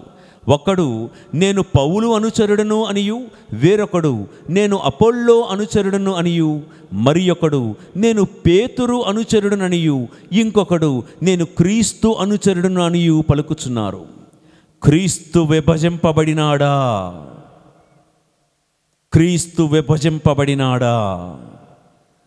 పౌలు మీ కొరకు సిలువ వేయబడినా మీరు పౌలు నామమున జ్ఞానస్నానం పొందిదిరా? క్రిస్పునకును గాయునకును తప్ప మీలో ఎవరికి నేను జ్ఞానస్నానము ఇయ్యనందున దేవునకు కృతజ్ఞుడినై ఉన్నాను. అప్పుడు నా నామమున మీరు జ్ఞానస్నానమును పొందితరని ఎవరును పలుకుజాలరు. స్టెఫాను కుటుంబమునకు కూడా నేను జ్ఞానస్నానం మొసిగితిని, కానీ అంతకు మించి ఇక ఎవరికి నేను జ్ఞానస్నానం మొసిగినట్లు నాకు గుర్తు లేదు. క్రీస్తు నన్ను సువార్త ప్రకటించుటకు పంపెను, కానీ జ్ఞానస్నానమును వసగుటకు కాదు. క్రీస్తు శిలువ మరణము శక్తి విహీనము కాకుండానట్లు వాక్చాతుర్యము లేకుండా ప్రకటించుటకు ఆయన నన్ను పంపెను. ప్రియ దేవుని బిడ్డలారా, ఈ మాటలు విన్న మీరు ఏమందురు? సూటిగా మిమ్మల్ని, నన్ను పౌలు గారు ప్రశ్నిస్తున్నారు. క్రీస్తు విభజింపబడినాడా? మరి మీలో మీరు కొంతమంది అంటున్నారే, మేము పౌలు గారి ఫాలోవర్స్మి, పేతురు గారి ఫాలోవర్స్మి, అపోల్లో ఫాలోవర్స్మి, కొంతమంది క్రీస్తు ఫాలోవర్స్. ఒక్కొక్కడికి ఒక్కొక్క గ్యాంగ్ లీడర్, ఒక్కొక్కడికి ఒక్కొక్క ముఠా మేస్త్రి, ఒక్కొక్కడికి ఒక్కొక్క గ్రూప్ లీడర్. పౌలు గారంటే భక్తితో చదువుతాం, నాలాంటోడు చెప్తే గుర్రున చూస్తూ ఉంటారు కొంతమంది. ప్రియ దేవుని బిడ్డలారా, స్నేహితులారా, క్రీస్తు విభజింపబడలేదు. ఇదిగో ఒక కులానికి నా యొక్క ముళ్ళ కిరీటం, ఇంకో కులానికి నా యొక్క ఈ మేకులు, ఇంకో కులానికి నా బల్లెపు పోటు, ఇంకో కులానికి నా కొరడా దెబ్బలు చెప్పలేదండి. ఆయన అందరి కోసం అందరి వాడై సిలువ వేదనలుందాడు. అందరి కోసం అందరి వాడై మరణాన్ని గెలిచి పునరుత్థానుడయ్యాడు. Praise the lord. Praise the lord. 133వ కీర్తన 1వ వచనం మనకు తెలుసు. సోదరులెల్లరూ కూడి ఐక్యమత్యముతో జీవించడం చాలా మంచిది, చాలా రమ్యమైనది. ఎక్కడ ఐక్యమత్యం ఉంటుందో అక్కడ దేవుని యొక్క దీవెనలు పొర్లుతాయి. ఐక్యమత్యము లేని చోట దీవెనలన్నీ దొర్లుతాయి. ఐక్యమత్యం ఉన్న చోట దీవెనలన్నీ పొంగి పొర్లుతాయి. ఈ మాట గుర్తించమని కోరుతూ ఉన్నాను. ఎక్కడైతే దేవుడు దీవెనలు పొంగి పొర్లుతూ ఉంటాయో అక్కడ రథవేగంతో సువార్త ప్రచారం జరుగుతూ ఉంది. మనమందరము ఒకే ఒక క్రీస్తు యొక్క శరీరములో రకరకాల అవయవాలము, ఏ భేదము అక్కర్లేదు. ప్రియులకు దేవుని బిడ్డలారా, కొరింథీయులకు వ్రాసిన మొదటి లేఖ 12వ అధ్యాయం 26లో పౌలు చెప్తున్న మాట, ఒకే రొట్టెను భుజించినప్పుడల్లా, ఒకే పాత్ర నుండి పానము చేయునప్పుడల్లా ప్రభువు వచ్చు వరకు మీరు ఆయన మరణమును ప్రకటింతురు. శరీరములో అక్కడ నుండి చెప్తూ ఏమంటాడంటే, శరీరములో ఉన్న అన్ని అవయవాలు గొప్పవే, ముఖ్యమైనవే. ఏ ఒక్క భాగం బాధపడినా మిగతా అవయవాలన్నీ బాధపడతాయి. అలాంటి ఐక్యత మన మధ్య ఉండాలి. అవునండి, సంఘంలో ఒక్కరు పాట బాగా పాడితే సంఘమంతా ఆనందించగలగాలి. అది ఐక్యత. సంఘంలో ఒక్కరు బాగా ప్రసంగం చెప్తే మిగతా సంఘమంతా ఆనందించగలగాలి. అది ఐక్యత. ఈ రోజుల్లో మనం అందరం మాట్లాడే వాళ్ళమే. మీరు మాట్లాడతారు, నేను మాట్లాడుతున్నాను. సంఘం అభివృద్ధి జరగటం లేదండి. ఎక్కడ వేసింది అలాగే ఉండిపోయిందండి. ఈ 5 సంవత్సరాల్లో, ఈ 10 సంవత్సరాల్లో అబ్బే పెద్ద డెవలప్మెంట్ లేదండి. ఎందుకు లేదో తెలుసా? మీకు మంచి బిషప్ లేరని కాదు, మంచి ప్యారిష్ ప్రీస్ట్ రాలేదని కాదు, మంచి సంఘ పెద్దలు లేరని కాదు. అందరిలో లోపం ఉంది. మనలో మనకు ఐక్యత ఉంది అని బల్లగుద్ది మీరు చెప్పిన రోజున రథవేగం ఎందుకు, సువార్త వ్యాప్తి ఎందుకు జరగదు? ప్రియులకు దేవుని బిడలారా, అలా కాకుండా ఒకరి యొక్క ఎదుగుదల చూసి ఇంకొకరు ఆనందించే వాతావరణం లేకుండా, ఒకరి ఎదుగుదల చూసి నువ్వు ఓర్వలేని అసూయ ఉంటే సువార్త వ్యాప్తి రథవేగంతో ముందుకు సాగదు. ఇదే ప్రియులకు దేవుని బిడ్డలారా, ఈస్టర్ ప్రసంగం అంటే పాస్కా దాటిపోదాం రండి. ఏం దాటిపోదాం? మనలో ఉన్న అనైక్యత అనే గోడలు ఈ రాత్రే మనం జంప్ చేయాలి, దాటిపోదాం. ఇజ్రాయేలు ప్రజలందరూ ఎర్ర సముద్రాన్ని దాటిపోయినట్లుగా కంటికి కనిపించినంత దూరం విస్తరించిపోయింది ఈ రోజుల్లో విభేదాలు, అనైక్యత. ఈరోజు ఎవరి మధ్య దూరం పెరిగిపోయినా, అది తోడబుట్టిన వాళ్ళు కావచ్చు, పుట్టింటి వారు మెట్టింటి వారి మధ్య దూరం పెరిగిపోయి ఉండవచ్చు, సంఘస్థుల మధ్య దూరం పెరిగిపోయిందేమో.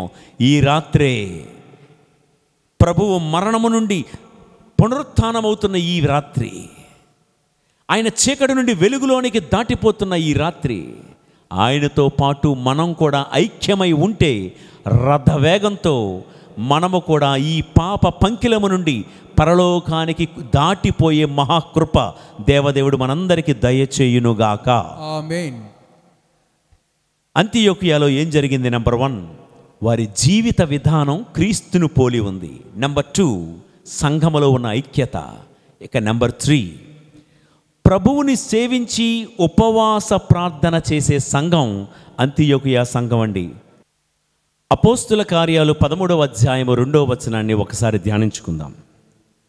వారు ప్రభువును సేవించుచు ఉపవాసము చేయుచుండగా పవిత్రాత్మ వారితో, నేను నియమించిన పనికై బర్నబాను సౌలును నా కొరకు ప్రత్యేకింపుడు అని పలికెను.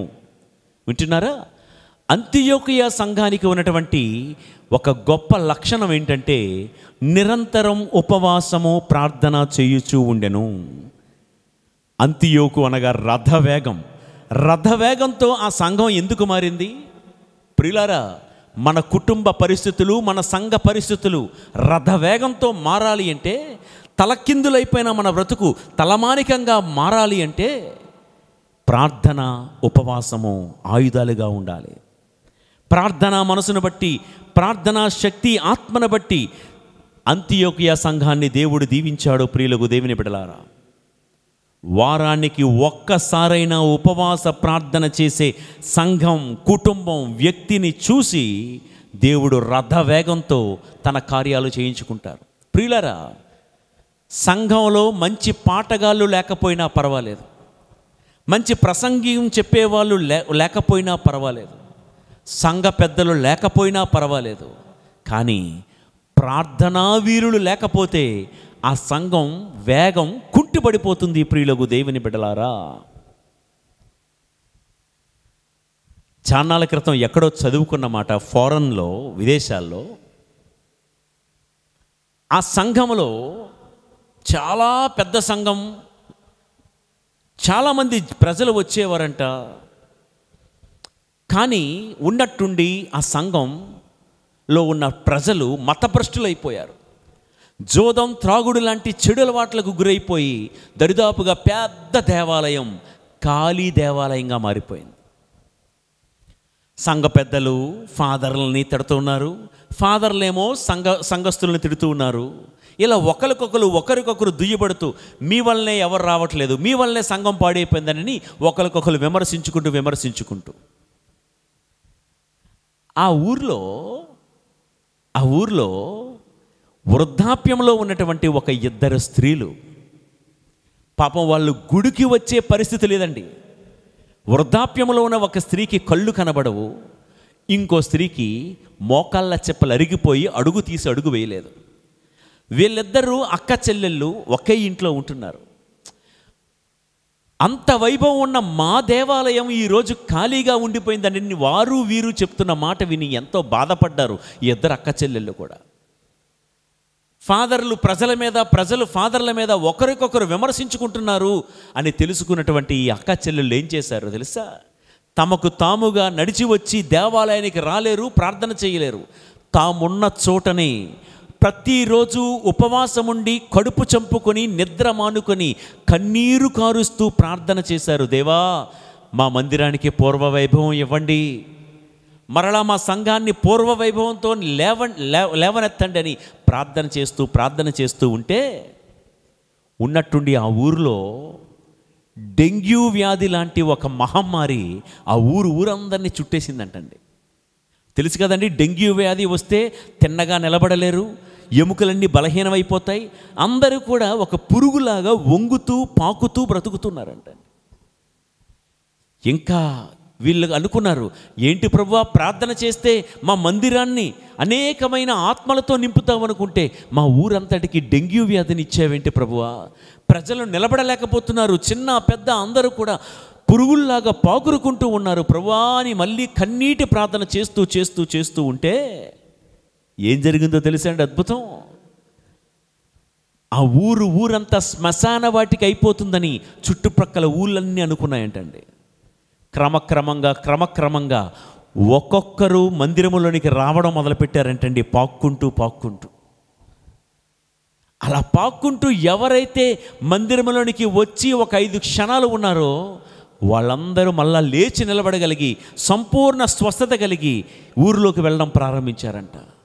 ఒకరిని చూసి ఒకరు ఓహో, దేవాలయానికి వెళ్ళగానే స్వస్థత కలుగుతుందని చెప్పి ఒకరిని చూసి ఒకరు ఊరంతా పాకురుకుంటూ మందిరానికి రావడం, మరలా స్వస్థులవ్వడం, దేవుడి మహిమను గుర్తించారు.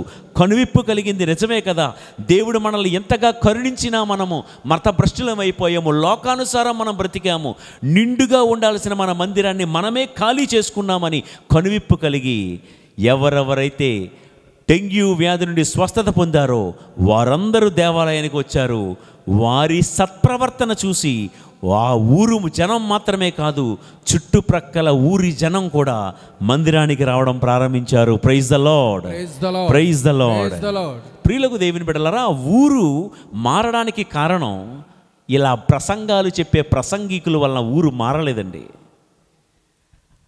ఆ ఊరిలో 2 స్త్రీలు, పేద స్త్రీలు, వృద్ధాప్యంలో ఉన్న స్త్రీలు, కంటి చూపు సరిగ్గా ఆనని ఒక స్త్రీ, మోకాళ్ళ చెప్పలు అరిగిపోయిన మరొక స్త్రీ, వాళ్ళు చేసిన కన్నీటి ప్రార్థన ఊరందరినీ కూడా ప్రభు వైపు తెప్పగలిగింది. ప్రియులకు దేవుని బిడ్డలారా, ఈరోజు నేను మీతో పంచుకుంటున్న మాట ఇదే. నీ దేవాలయములో కన్నీటి ప్రవాహం బయలుదేరాలి. నీ ఇంటిలో ఎవరైనా మారాలి అనుకుంటే నీ ఇంటి నుండి కన్నీటి ప్రవాహం నీ ఇంటి గడప బయటికి పారునుగాక. సంఘములో ఎవరైనా మారలేదు అని అనుకుంటే దేవాలయము నుండి కన్నీటి ప్రవాహం బయటకు పారాలి. చూడండి, ఈ మాట చదువుతాను. యోవేలు గ్రంథం 3వ అధ్యాయం 18వ వచనము.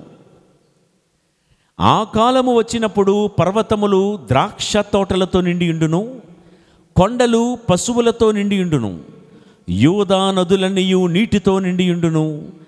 దేవుని మందిరము నుండి ఒక ఏరు పారి షిత్తీము లోయను తడుపును. చూడండి, ఈ మాట జాగ్రత్తగా వినండి. దేవుని మందిరము నుండి ఒక ఏరు పారి షిత్తీము లోయను తడుపును.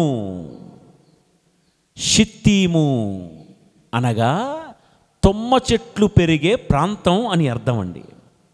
తుమ్మ చెట్లు అంటే ఆ చెట్టు నిండా ముళ్ళు ఉంటాయండి. ఆశ్చర్యం ఏంటో తెలుసా? ఈ తుమ్మ చెట్లు, ముళ్ళున్న చెట్లు, ఎక్కడో ఎడారిలో పనికి మాలిన చెట్టుగా బ్రతికే ఈ చెట్టు కర్రను దేవాలయములో బలిపీఠ నిర్మాణానికి వాడారంట. పాత నిబంధన గ్రంథంలో దేవాలయంలో రొట్టెల బల్లను తయారు చేయడానికి ఈ తుమ్మ చెట్టు కర్రనే వాడారంట.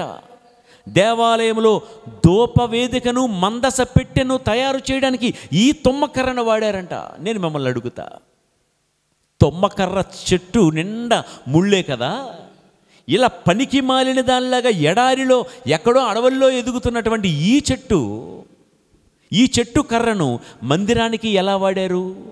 మందిరపు బలిపీఠము తయారు చేయడానికి ఎలా వాడారు? ప్రియులకు దేవుని బిడ్డలారా, తుమ్మ చెట్టు నిండా ముళ్ళున్నట్లే మనుష్యుని అంతరంగమంతా పాపపు ముళ్ళుతోనే నిండి ఉంటుంది. మీ కుటుంబంలోనే ఎవరో ఒకరు తుమ్మ చెట్టులా బ్రతుకుతున్నారేమో. ఆ మనిషి జీవితం అంతా కూడా త్రాగుడు, జోదము, గయ్యాలితనము, అబద్ధాలు, అవినీతి, అధర్మం అనే ముళ్ళు చుట్టబడి ఉన్నాయేమో. మీ సంఘంలో ఎవరొకరు మీకు తెలుసు, అతడి జీవితంలో లంచగొండితనం, అన్యాయం, అధర్మం అనే పాపపు ముళ్ళుతో నిండిపోయి ఉందేమో. అలాంటి పాపాత్మని వైపు చూసి మనమేదో పెద్ద నీతిమంతులం అన్నట్లుగా, వాళ్ళు అలాంటోలే, వాళ్ళ బ్రతుకు చూడు ఎలాగుందో, చూడు వాళ్ళు ఎలాగున్నారు అని వాళ్ళని విమర్శించేవారముగా కాకుండా, వారి కంటిలో ఉన్న నలుసును వ్రేలెత్తి చూపేవారముగా మనం కాకుండా, యోవేలు గ్రంథం ఏం చెప్తుందో తెలుసా? ఆ మాట మరొకసారి చివరి మాట చదవడానికి నేను ఇష్టపడుతున్నాను. దేవుని మందిరములో నుండి ఒక ఏరు పారాలి. నిజంగా దేవుడి మందిరములో ఆరాధనకు, ప్రార్థనకు నిజంగానే వస్తే దేవుడి మందిరములో నుండి ఒక ఏరు పారాలి. ఏ ఏరు? నీ కన్నీటి ఏరు. నీ కన్నీటి ప్రార్థన అనే ఏరు పారాలి. దేవా, త్రాగుబోతైన నా భర్తను మార్చుని కన్నీటి ప్రార్థన చేసి నీ కన్నీటి అనే ఏరు దేవాలయములో నుండి పారాలి. ఇదిగో నా పిల్లల జీవితాన్ని నిలబెట్టు ప్రభువా అని నిండు మనసుతో, పశ్చాత్తాపంతో నీ గుండెను పిండుకొని కన్నీటితో ప్రార్థన చేస్తే నీ కన్నీటి ఏరు దేవాలయములో నుండి పారాలి. ఇదిగో పలానా సంఘస్థుడి వలన మా సంఘములో విభజనలు, తిరుగుబాట్లు జరుగుతూ ఉన్నాయి, మా సంఘాన్ని పాడు చేస్తున్నాడు పలానా వ్యక్తి, నిందించువాడిగా, విమర్శించువాడిగా మిగిలిపోకుండా, వారి గురించి వీరి గురించి ఆకాశరామన్న ఉత్తరాలు, గుంపులో గోవిందయ్య ఉత్తరాలు రాసి టైం వేస్ట్ చేసుకోకుండా, మోకాళ్ళ మీద ఉండి కడుపు చంపుకొని ఉపవాసం ఉండి వాళ్ళ కోసం ప్రార్థన చెయ్యు. మందిరములో నుండి ఒక ఏరు పారితే, వినండి అద్భుతం. షిత్తీము అనే చెట్టు, ముళ్ళ చెట్టు ఎక్కడో అడవుల్లో, ఎడారిల్లో ఉంది. దేవాలయము నుండి పారే ఈ ఏరు షిత్తీము లోయను తడుపును. అంటే అర్థం ఏంటో తెలుసా?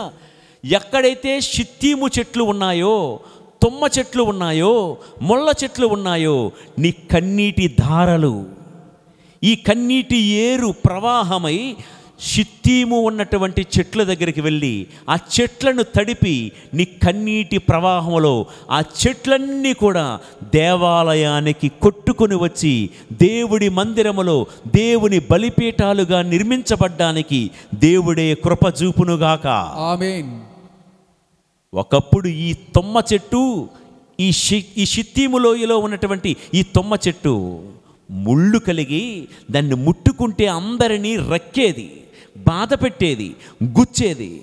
ఎప్పుడైతే దేవాలయంలో నుండి ఒక ఏరు పారి షిత్తీము లోయను తడిపిందో ఆ కన్నీటి ప్రార్థన అనే ఆ ఏరుకి, ఆ ఏటి ఉధృతికి, ఏటి ప్రవాహానికి నీ ఊరిలో ఉన్న ప్రతి తొమ్మ చెట్టు పరుగు పరుగున దేవాలయానికి కొట్టుకొని వచ్చునుగాక. ఆమేన్.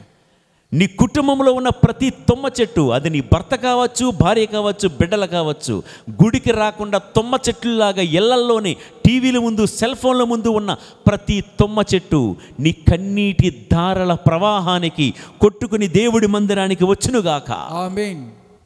దేవుడి మందిరానికి వచ్చి దేవుడి యొక్క రొట్టెను, రసాన్ని పేర్చే, దేవుడి యొక్క శరీర రక్తాలను మోసే బలిపీఠంగా ఒకప్పుడు పాపాత్ములే, కానీ ఈరోజు దేవుడి మందసాన్ని మోసే బలిపీఠంగా మారాలి అంటే పాపాత్ములను చూసి వాళ్ళ పాపాత్ములు, వాళ్ళు ఇలాంటోళ్ళు, వాళ్ళు అలాంటోళ్ళు, వాళ్ళు తిరుగుబోతులంట, వాళ్ళు సోమరిపోతులంట, వాళ్ళు జులాయిలంట అని వాళ్ళ గురించి గుసగుసలు మాట్లాడుకుంటే రథ వేగంతో మారాల్సిన వాళ్ళు మారలేరు.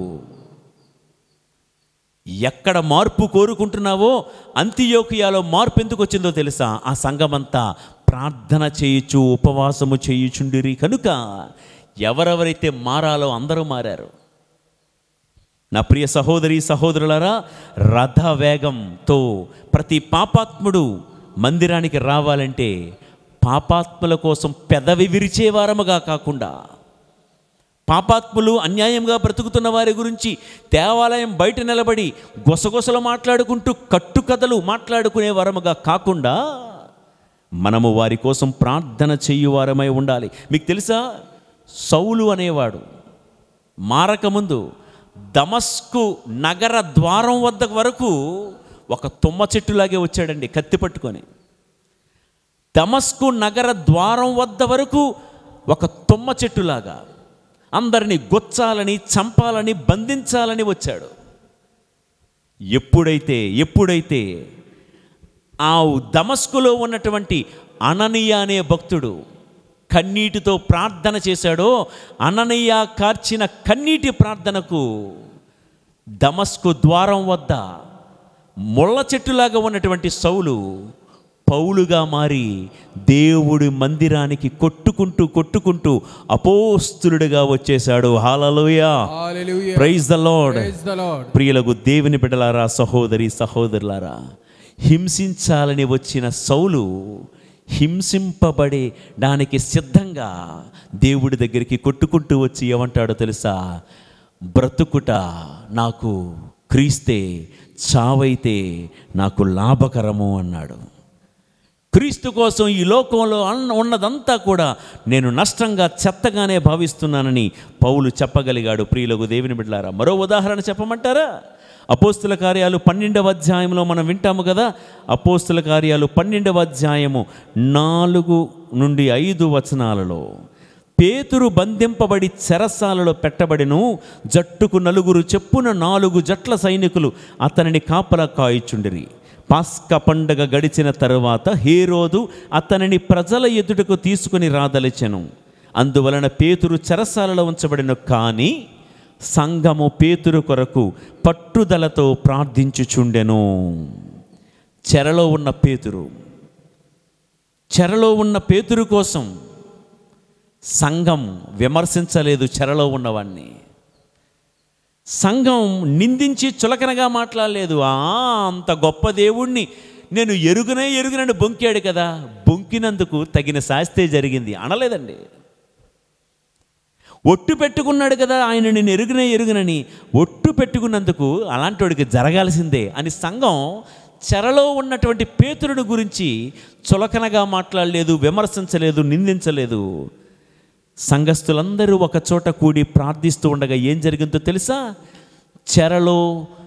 చెరలో ముళ్ళ చెట్టుగా ఉన్నటువంటి పేతురు, చెరలో ఉన్నటువంటి షిత్తీము లోయ వరకు, ఆ ఇంటిలో ఉన్నటువంటి ప్రార్థన కన్నీటి ధారలు సరసర సరసర పాక్కుంటూ గలగల పారుకుంటూ చెరసాలలోనికి వచ్చాయి. ఆ ప్రార్థన పేతుర్ని తట్టి లేపింది. చెరసాల ద్వారాలు బళ్ళున తెగేలా చేసింది. ఇప్పుడు ఈ పేతురు సరాసరి చెరలో నుండి ఎక్కడికి కొట్టుకొచ్చాడో తెలుసా? ఏ ఇంట్లో అయితే ప్రార్థన వినబడుతుందో ఆ ఇంటి గడప ముందుకు వచ్చి నిలబడ్డాడు. రోదా అనే చిన్నది తలుపు తెరవంగానే ఏ పేతురుకో విడుదల కోసమైతే ప్రార్థన చేస్తున్నారో ఆ పేతురుని దేవుడు తమ గుమ్మాల చెంతకు తీసుకుని వచ్చి విడిచిపెట్టేశాడు. నేను చెప్పే మాట ఏంటో తెలుసా? ఏ పేతురు కోసమైతే ప్రార్థన చేస్తున్నారో దేవుడు పేతురుని ఎక్కడో రోడ్లో వీధి మలుపుల్లో వదిలిపెట్టలేదు, తన ఇంటి గుమ్మం ముందే వదిలిపెట్టాడు. నువ్వు దేనికోసం ప్రార్థన చేస్తున్నావో ఆ ఆశీర్వాదాలు నీ ఇంటి గడప వరకు రావాలి అంటే, నీ ముంగిట వరకు రావాలంటే ఆ ప్రార్థించే సంఘంలాగా ఉండు. నిందించే సంఘంలాగా ఉండకు, విమర్శించే కుటుంబంలాగా ఉండకు. అంతియోకియ సంఘస్థులందరూ కూడా కలిసి ఒక చోట ప్రార్థన చేయుచు ఉపవాసం ఉండిరి. ప్రియులకు దేవుని బిడ్డలారా, చెరలో ఉన్న పేతురును నిద్ర మేల్కొలిపినట్లుగా పాపపు నిద్రలో ఉన్న ప్రతి ఒక్కరిని మేల్కొలిపే ఒకే ఒక ఆయుధం ఉపవాసముతో కూడిన ప్రార్థనా జీవితం. Praise the lord. Praise the Lord. ఇక చివరిగా ఒక్క మాట అయితే చెప్పి నేను ముగిస్తాను. అంతియోకియా అనగా రథవేగం. ఇదేనండి పునరుత్థాన సంఘం. పునరుత్థాన సంఘం అంటే ఎలా ఉండాలి? ఈరోజు రాత్రి పాస్కా పండగ సందర్భంలో చక్కటి డెకరేషన్లు చేస్తారు చాలా చోట్ల, చాలా మంచిది. ప్రభువు పునరుత్థానం అవ్వడం, ఒక హృదయంలో నుంచి పునరుత్థానం అవ్వడం, ఒక ఫ్లవర్లో నుంచి పునరుత్థానం అవ్వడం కదా, చాలా చోట్ల బాగా చేస్తారు. లేకపోతే ఒక సమాధి గుహలో నుంచి ఒక మంచి సెట్టింగ్ పెట్టి పునరుత్థానం అవ్వడం, కళ్ళకు కట్టినట్లుగా చూపిస్తూ ఉంటారు. మంచిదే. ప్రభువు పునరుత్థానం అవ్వాల్సింది ఒక థర్మోకోల్తో చేసినటువంటి హృదయపు బొమ్మలో నుండి కాదు, మన హృదయంలో నుండి. ఒక కలువ పువ్వులో నుండి ప్రభువు పునరుత్థానం అవ్వడం కాదు, మన కుటుంబంలో నుండి ప్రభువు పునరుత్థానం అవ్వాలి. అలా అవ్వాలంటే నెంబర్ 1, క్రీస్తును పోలిన జీవితం నీలో ఉండాలి. నెంబర్ 2, అంతియోకియా సంఘములో ఉండాల్సిన ఐక్యత మన సంఘములోను మన కుటుంబాల్లోనూ ఉండాలి. ఇక నెంబర్ 3 ప్రార్థన, ఉపవాసముతో కూడిన ప్రార్థన మనం చేయాలి.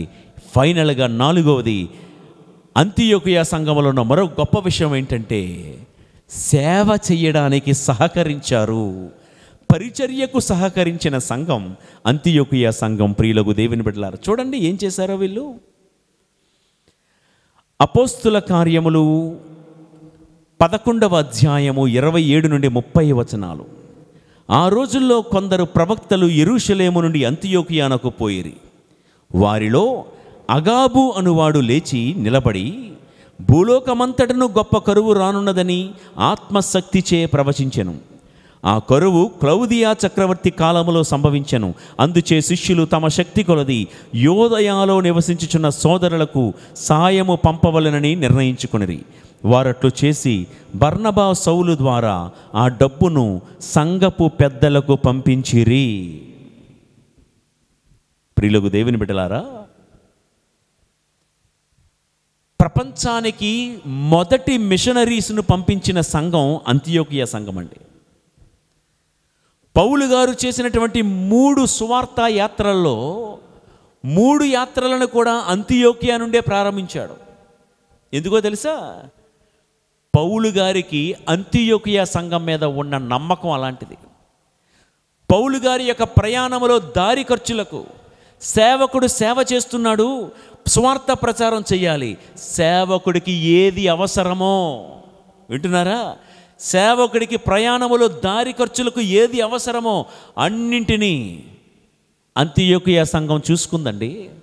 సేవకుడా, నీవు ధనం గురించి వరి అవ్వకు, దారిలో ఏమి తినాలో ఏం ధరించాలో నువ్వు వరి అవ్వకు, అవన్నీ మేము చూసుకుంటాం. నువ్వేం చేయాలో తెలుసా? వాక్యాన్ని ప్రకటించు. అంతియోకియా సంఘము ఎంత బలంగా వెనకాతలుండి పౌలును ప్రేరేపించింది, సపోర్ట్ చేసింది. ప్రార్థన ద్వారా సపోర్ట్ చేసింది. ఆర్థిక పరంగా ఏ పని చేయాలైనా డబ్బులు ఉండాలి కదండి. మీకేం పర్వాలేదు, మీ వెనకాతల మేమున్నామని అంతియోకియా సంఘం సేవకుని ప్రేరేపించింది, పురుకొల్పిందండి. ఈ రోజుకి కూడా చాలా సంఘాల్లో చాలామంది వచ్చి తమ తమ విచారణ గురువులకు చెప్తూ ఉంటారు, ఫాదర్ మేమున్నాం, మీరు ఒక మాట చెప్పండి, మేము చూసుకుంటాం, మేము చేస్తామనే సంఘాలు చాలా మంచి సంఘాలు ఉన్నాయి. కానీ కొంతమంది కొన్ని సంఘాల్లో వింటూ ఉంటాం, చూస్తూ ఉంటాం, యాజకుడు యాచకుల్లాగా మారిపోవలసిన దుస్థితి కొన్ని సంఘాల్లో. గురువు ఈ మైక్రోఫోన్ సాక్షిగా బిచ్చమడుక్కుంటాడు లిటరల్గా. ఈ మాట అనడానికి నేను ఏమాత్రం సిగ్గుపడటం లేదు. ఇదిగో పండగ వస్తుంది, ఇవ్వాల్సిన వాళ్ళు ఇవ్వండి, చందాలు ఇవ్వండి. వినటానికి ఎంత రోతగా ఉంటుందండి ఈ మాట.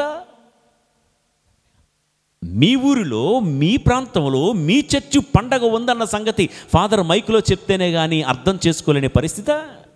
మన ఇంటిలో పెళ్లి జరుగుతుందంటే పెళ్లి తారీఖు ఎప్పుడో మనం జ్ఞాపకం ఉంచుకుంటాం కదా. మన ఇంటిలో మన బిడ్డ బర్త్డే ఎప్పుడో, కేక్ ఎప్పుడు కొనాలో మన జ్ఞాపకం ఉంటుంది కదా. మన పిల్లవాడి బర్త్డేకి ఎంత చెయ్యాలని మనం అనుకుంటే, జీవము కలిగిన దేవుడి సంఘం, క్రీస్తు తన రక్తంతో వెలనిచ్చి కొనుక్కోకున్నటువంటి ఆ సంఘం యొక్క పండగ సపోర్ట్ చేయాలండి. మనం సువార్త వ్యాప్తికి సపోర్ట్ చేయాలి. ఎక్కడ ఏ అవసరం ఉందో సపోర్ట్ చేయాలి. ఫాదర్ గారండి ఫ్యాన్ తిరగటం లేదండి అని వచ్చి ఫాదర్కి చెప్పడం కాదు. వీలైతే ఫాదర్ నా తరపున ఇదిగో ఈ నెల ఈ ఫ్యాన్ నేను డొనేట్ చేస్తున్నానని చెప్పాలి. చాలామందిలో ఫీలింగ్ ఏంటో తెలుసా అండి, మేము చందాలు వేస్తున్నాం కదా, చందాలన్నీ ఎక్కడికి పోతున్నాయి అనుకుంటారు కొంతమంది. ఎక్కడికి పోతున్నాయో దేవుడు చూసుకుంటాడు. నేను ఈ మాట అంటున్నా సరే కొంతమంది కన్విన్స్ అవ్వరు, నాకు తెలుసు. కానీ వాక్యం అండి, నువ్వు చెయ్యాల్సిందేదో చెయ్యు, నువ్వు ఇవ్వాల్సిందేదో ఇవ్వు. దేవుడికి చేసే విషయంలో, ఇచ్చే విషయంలో లాజిక్లు అనవసరం. ప్రియులకు దేవుని బిడ్డలారా, నీ బాధ్యత ఏదో, నీ కర్తవ్యం ఏదో నీవు నెరవేరుస్తూ ఉండు.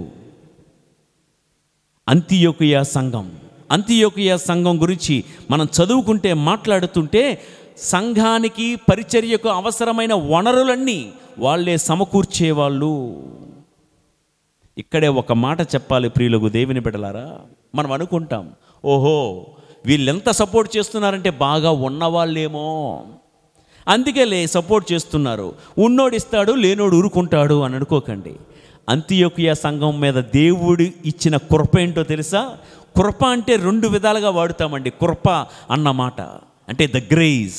ఒకటి మనం ఎప్పుడు సాధారణంగా వాడేది ఏంటంటే, ఇదిగో పొందిన మేలులు బట్టి, దేవుడు కృపను బట్టి మేము ఇల్లు కట్టుకోగలిగాం, దేవుడు కృపను బట్టి ఈ వాహనం కొనుక్కోగలిగాం, దేవుడు కృపను బట్టి మాకు పిల్లలు కలిగారు, దేవుడి కృపను బట్టి మాకు పెళ్ళిళ్ళు అయ్యాయి, కృపను బట్టి మాకు ఉద్యోగాలు వచ్చాయి. ఇది సాధారణంగా మనం వాడే భాష. కృప రెండో అర్థం ఏంటో తెలుసా? దేవుడి సేవ కోసం, క్రీస్తు కోసం నన్ను నేను ఒక పేదవాడిగా మార్చుకున్నాను. ఇది దేవుడి కృప. అర్థం కాలేదు కదా? వాక్యం వినిపిస్తాను చూడండి. పౌలు గారు కొరింథీయులకు వ్రాసిన 2వ లేఖ 8వ అధ్యాయము 9వ వచనము, మన యేసుక్రీస్తు ప్రభువు కృప ఎట్టిదో మీరు ఎరుగుదురు కదా. చూసారా మాట? కృప. మన యేసుక్రీస్తు ప్రభువు యొక్క కృప ఎట్టిదో మీరు ఎరుగుదురు కదా. తాను భాగ్యవంతుడై ఉండి కూడా తన పేదరికము వలన మిమ్ము భాగ్యవంతులు చేయుటకు ఆయన నిరుపేద అయ్యను. ప్రియులారా, నా వైపు చూస్తూ వాక్యం అనండి. క్రీస్తు యొక్క కృప ఎట్టిదో చూశారు కదా. తాను నిరుపేద అయిపోయి, తాను భాగ్యవంతుడే, కానీ మిమ్మల్ని భాగ్యవంతులు చేయడానికి ఆయన నిరుపేద అయిపోయాడు. ఇది సంఘంలో కావాలి. ఉన్నోడు ఇస్తాడండి, లేనోడు ఇవ్వడండి. ఉన్నోడు చేస్తాడండి, లేనోడు చేయడండి. నువ్వు ఉన్నవాడవా లేనివాడవా కాదు ఇక్కడ మ్యాటర్. క్రీస్తు నిన్ను భాగ్యవంతుడు చేయడానికి సిలువ మీద వ్రేలాడుతూ నిరుపేద అయ్యను. ఇదే కృప.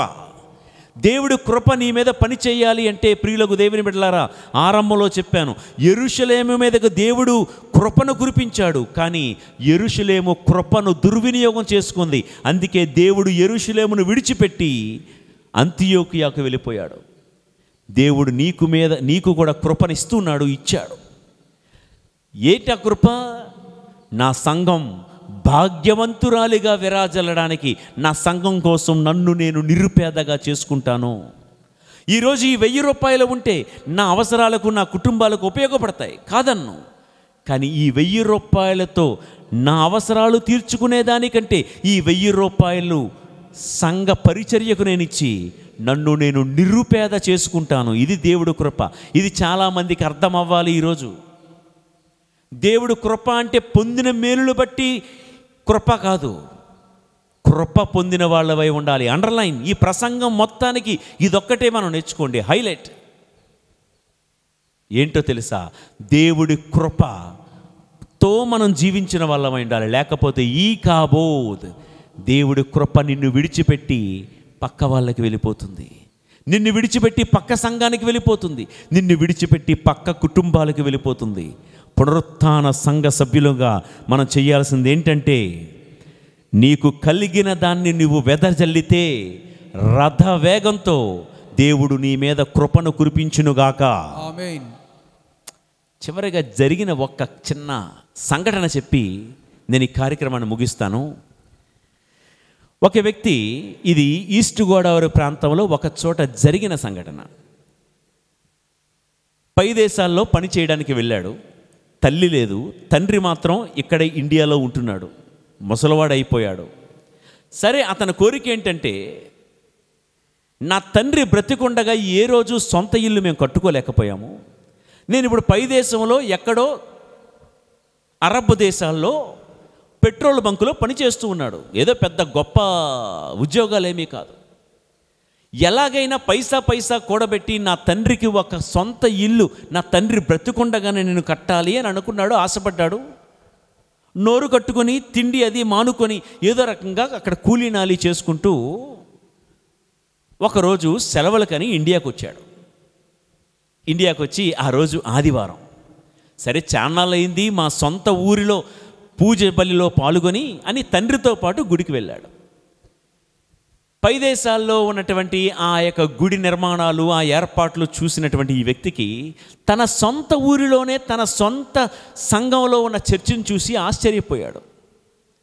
తిరగని ఫ్యాన్లు, సరిగ్గా పనిచేయని ఈ మైక్లు, కూర్చోడానికి కూడా కుర్చీలు లేనటువంటి పరిస్థితి, అక్కడక్కడ పెంకులు ఊడిపోయి, పెచ్చులు ఊడిపోయి, మాసిపోయిన గోడలు, ఇవన్నీ చూసి చాలా బాధపడి పూజ అయిపోయిన తర్వాత ఫాదర్ గారిని కలిశాడు.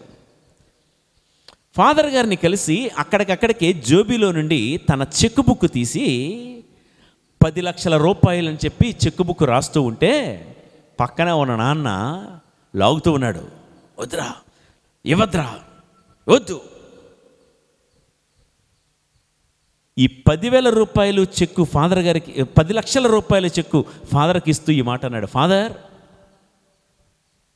నా వంతుగా ఈ డబ్బు ఉంచి, నేను చూశానండి మైక్రో సిస్టమ్, మైక్ సరిగ్గా లేదు, పాటల గాయక బృందానికి సరైన సౌకర్యాలు లేవు, ఏదో దీంతో కొన్ని కుర్చీలు కొనండి, గుడికి అవసరమైనవన్నీ కూడా కొనండి అంటే తండ్రి లాగుతూ ఉన్నాడు. ఎందుకురా, పైనుండి వస్తుంది, సంఘస్థులు ఎవరో ఒకరు ఇస్తారులే, మనం ఏమైనా ఉన్నాలోవా ఏంటి, వద్దు వద్దని లాగుతూ ఉన్నా తండ్రి మాట పట్టించుకోకుండా ఇచ్చాడు.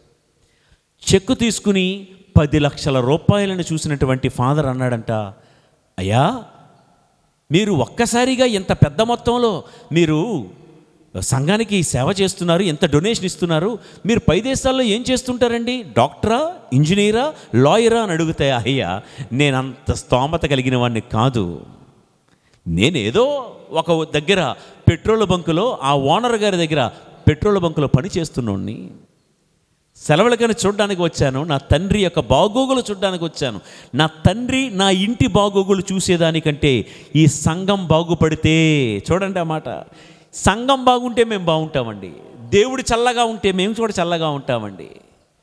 నీళ్లు పోయేవాడికి దేవుడే నీళ్లు పోస్తాడు. ఎక్కడో చదువుకున్నాడంట బైబిల్లో. ఆ మాట మళ్ళా ఫాదర్కే చెప్తూ ఉంటే ఫాదర్ గారు బ్లెస్ చేసి థ్యాంక్ యూ మై సన్ అని పంపించారు.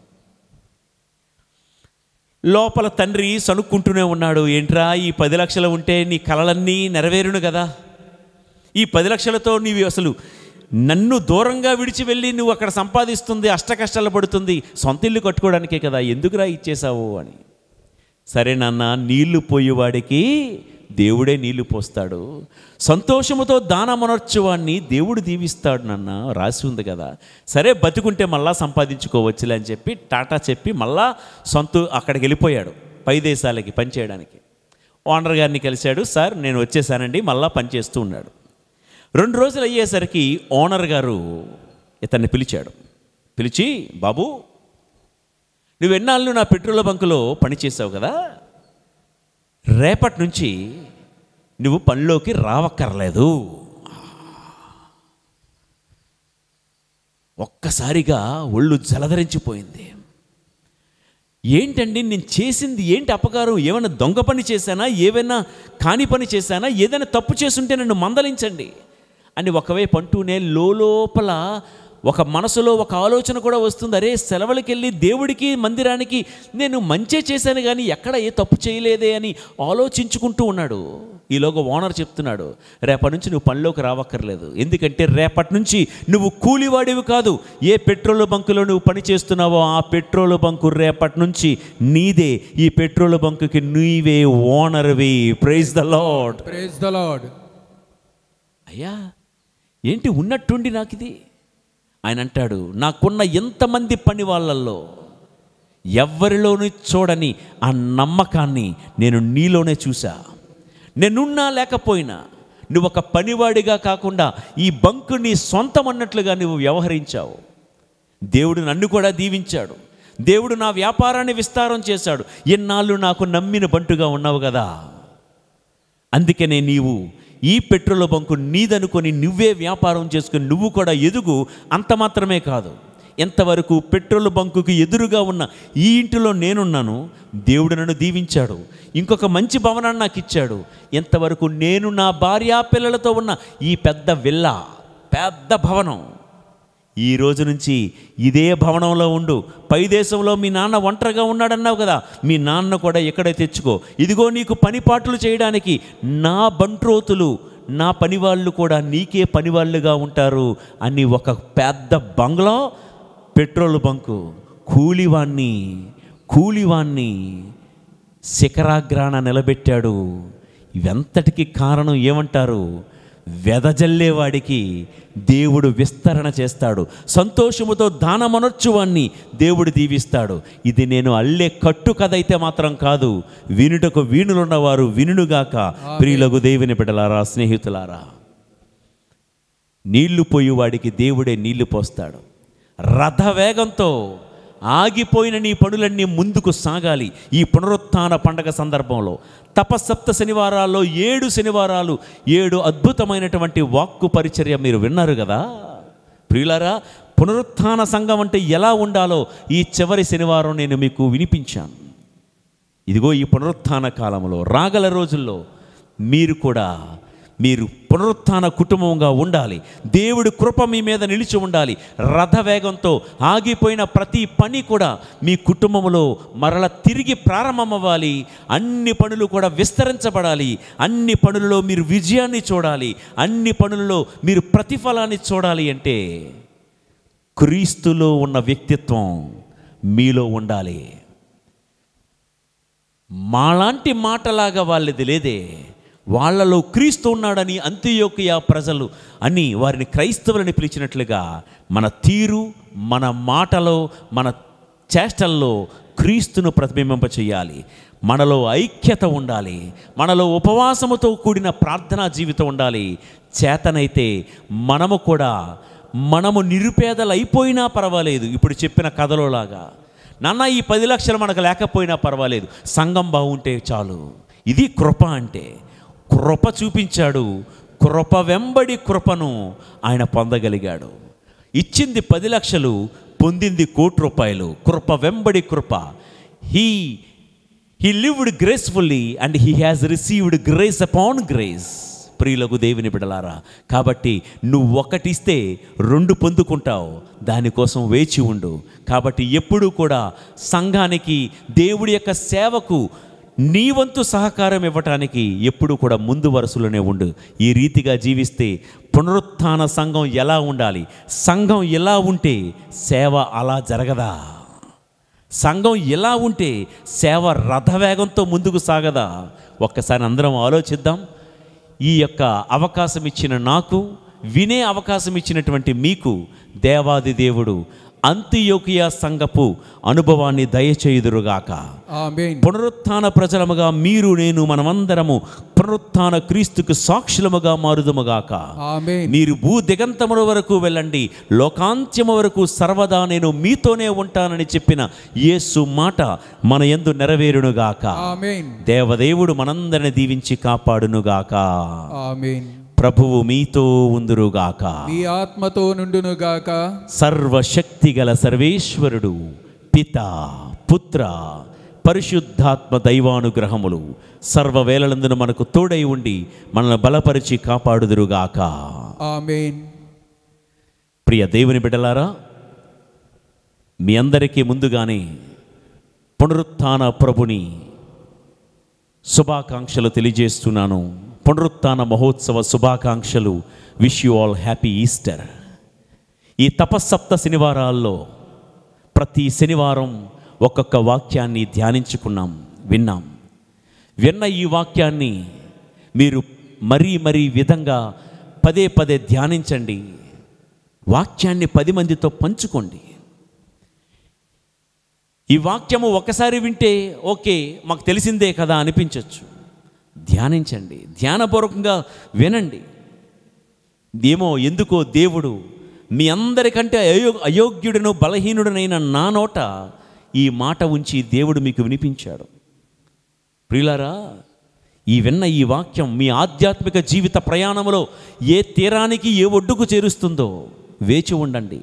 రథవేగంతో మీ అందరి బ్రతుకులు కూడా దేవుడు కోరుకున్న రేవుకు చేరేలాగున దేవుడు ఆశీర్వదించాలి. మా ఈ ప్రయత్నంలో తోడై నిలిచినటువంటి పరమ త్రిత్వైక దేవునికి, అమ్మ మరియ తల్లికి మేము శతకోటి వందనాలు సమర్పిస్తూ, మమ్మల్ని ఎప్పుడూ ప్రేమతో ఆదరిస్తూ, ప్రేమిస్తూ, అభిమానిస్తున్నటువంటి streams of grace family members అందరికీ, ఈ వాక్యాన్ని చూస్తున్న మీ అందరికీ దేవుని యొక్క ఆశీర్వాదాలు ఎప్పుడూ కూడా దక్కాలని మేము ప్రార్థన చేస్తూ ఉన్నాము. మా కోసం, మా బోటి గురువులందరి కోసం ప్రత్యేకంగా మీరు ప్రార్థన చేయండి. ఇదివరకే మీ అందరూ కూడా స్ట్రీమ్స్ ఆఫ్ గ్రేస్ అనే ఈ ఛానల్ని సబ్స్క్రైబ్ చేసుకున్నారని నా నమ్మకం, నేను నమ్ముతూ ఉన్నాను. కానీ కొంతమంది ఇంకా ఎందుకో ఏ కారణం వల్ల సబ్స్క్రైబ్ చేసుకోకుండానే చూస్తున్నట్టుగా అనలిటిక్స్లో మాకు కనబడుతూ ఉంది. ఇది ఏ లాభం ఆశించి చేసింది కాదు అని పరి విధాలుగా పదే చెప్తున్నాము. దీనివలన ఏదో లాభం వచ్చేది కాదు. మేము మానిటైజేషన్కి కూడా మేము అప్లై చేయలేదు. అయితే సబ్స్క్రైబ్ చేసుకోవడం వలన మీరు పరోక్షంగా మమ్మల్ని అందరినీ కూడా ఆదరించిన వాళ్ళు అవుతారు, ప్రోత్సహించిన వాళ్ళు అవుతారు. కాబట్టి మీరిలో ఎవరైనా ఇంకా ఈ ఛానల్ని సబ్స్క్రైబ్ చేసుకోకపోతే ఈ ఛానల్ని వెంటనే సబ్స్క్రైబ్ చేసుకోండి. తెలియని మీ బంధువులకు, చుట్టాలకు కూడా ఈ ఛానల్ని పరిచయం చేయండి. తద్వారా మీరిచ్చే ప్రోత్సాహం బట్టి మరి ఎక్కువ వాక్యపు ఉద్ధృతితో మీ ముందుకు మరలా వచ్చే ప్రయత్నం చేస్తాము. మా అందరి కోసం ప్రార్థన చేయండి. పునరుత్థాన బిడ్డలుగా, పునరుత్థాన సంఘస్థులుగా మనమందరం కూడా జీవిద్దాం. దేవదేవుడు మనందరినీ కాచి కాపాడునుగాక. ఆమెన్. ఈ ప్రయత్నంలో మాకు కెమెరామ్యాన్గా షూట్ చేస్తూ, ఈ ఎడిటింగ్ కార్యక్రమాలన్నీ చేస్తూ ఎన్నో విధాలుగా నాకు ప్రత్యక్షంగా సహకరించినటువంటి జ్యోతిరాజు గారికి నేను ప్రత్యేకమైనటువంటి కృతజ్ఞతలు, దేవుని యొక్క ఆశీర్వాదాలు తెలియజేస్తున్నాను. God bless you.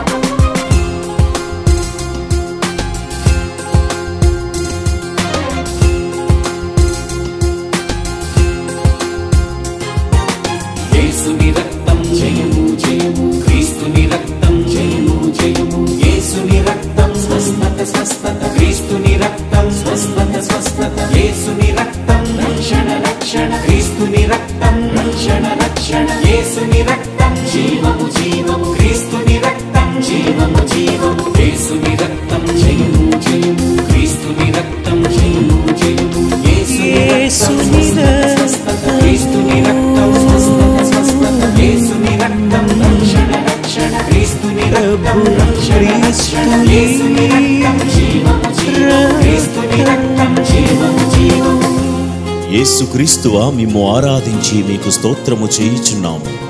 ఏలైనా మీ తిరుసేవ చేత లోకమంతటిని రక్షించితిరి. దైవతనయుని రక్తమా మనుజ రూపమా రక్షణమా, దైవతనయుని రక్తమా మనుజ రూపమా రక్షణమా, మరణించు వారికి ఆదరువా, మరణించు వారికి ఆదరువా, ఒంటరితనముల తోడై ఉండు, ఒంటరితనముల తోడై ఉండు. యేసుని రక్తం జయము జయము, క్రీస్తుని రక్తం జయము జయము, యేసుని రక్తం స్వస్థత స్వస్థత, క్రీస్తుని రక్తం స్వస్థత స్వస్థత, యేసుని రక్తం రక్షణ రక్షణ, క్రీస్తుని రక్తం రక్షణ రక్షణ, యేసుని రక్తం జీవము జీవము, క్రీస్తుని రక్తం జీవము జీవము.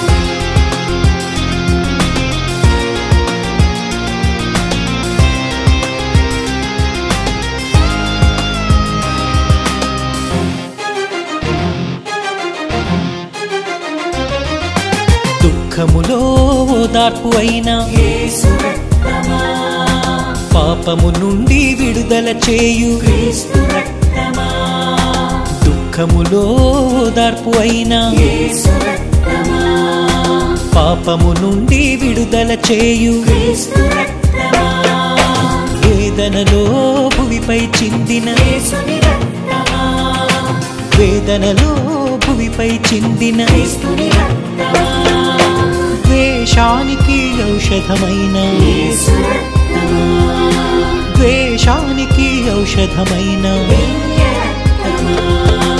యేసుని రక్తం జయము జయము, క్రీస్తుని రక్తం జయము జయము, యేసుని రక్తం స్వస్థత స్వస్థత, క్రీస్తుని రక్తం స్వస్థత స్వస్థత, యేసుని రక్తం రక్షణ రక్షణ, క్రీస్తుని రక్తం రక్షణ రక్షణ, యేసుని రక్తం జీవము జీవము, క్రీస్తుని రక్తం జీవము జీవము.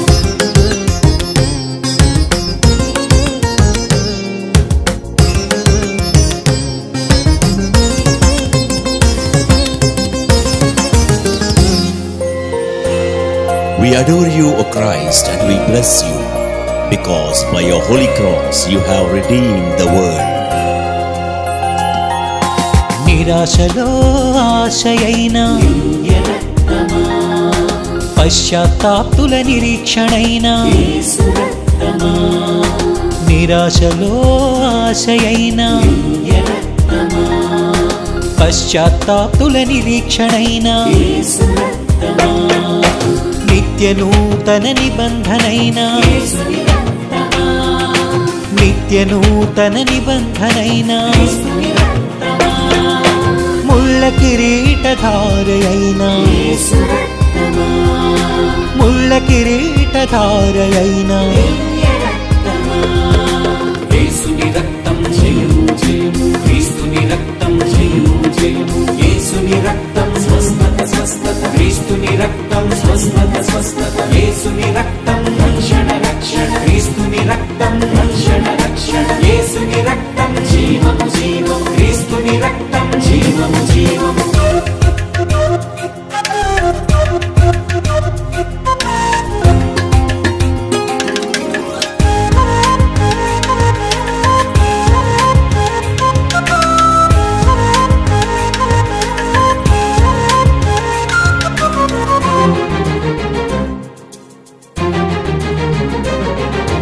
రక్షణకు వెలయైన యేసు రక్తమా, ఏరులై పారిన క్రీస్తు రక్తమా, రక్షణకు వెలయైన యేసు రక్తమా, ఏరులై పారిన క్రీస్తు రక్తమా, కల్వరిలో కార్చిన రక్తమా, యేసుని రక్తమా, కల్వరిలో కార్చిన రక్తమా, క్రీస్తుని రక్తమా, ప్రేమ హస్తాల్లో చిందించిన, యేసు రక్తమా, ప్రేమ హస్తాల్లో చిందించిన, యేసుని రక్తం జయము జయము, క్రీస్తుని రక్తం యేసుని జయము జయము,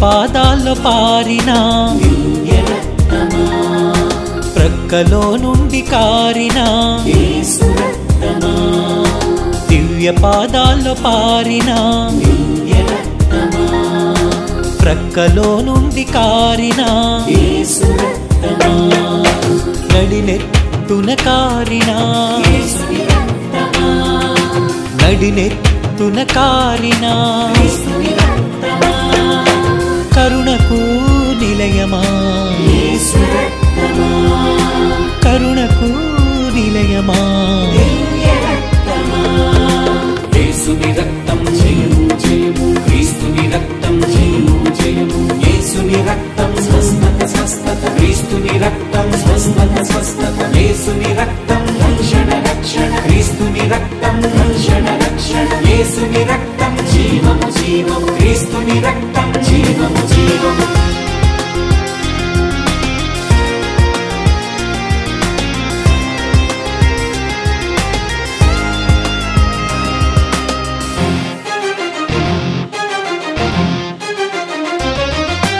పవిత్ర స్థలమును మాకై తెరిచిన యేసు రక్తమా చీకటి నుండి విమోచించు క్రీస్తు రక్తమా పవిత్ర స్థలమును మాకై తెరిచిన యేసు రక్తమా చీకటి నుండి విమోచించు క్రీస్తు రక్తమా మనస్సాక్షిని శుద్ధి చేయు యేసుని రక్తమా మనస్సాక్షిని శుద్ధి చేయు క్రీస్తుని రక్తమా మా పాప పరిహారమా యేసు రక్తమా మా పాప పరిహారమా దివ్య రక్తమా యేసుని రక్తం జయము జయము క్రీస్తుని రక్తం జయము జయము యేసుని రక్తం స్వస్థత స్వస్థత క్రీస్తుని రక్తం స్వస్థత స్వస్థత యేసుని రక్తం రక్షణ రక్షణ క్రీస్తుని రక్తం రక్షణ రక్షణ యేసుని రక్తం జీవము జీవము క్రీస్తుని రక్తం జీవము జీవము యేసుని రక్తం జయము జయము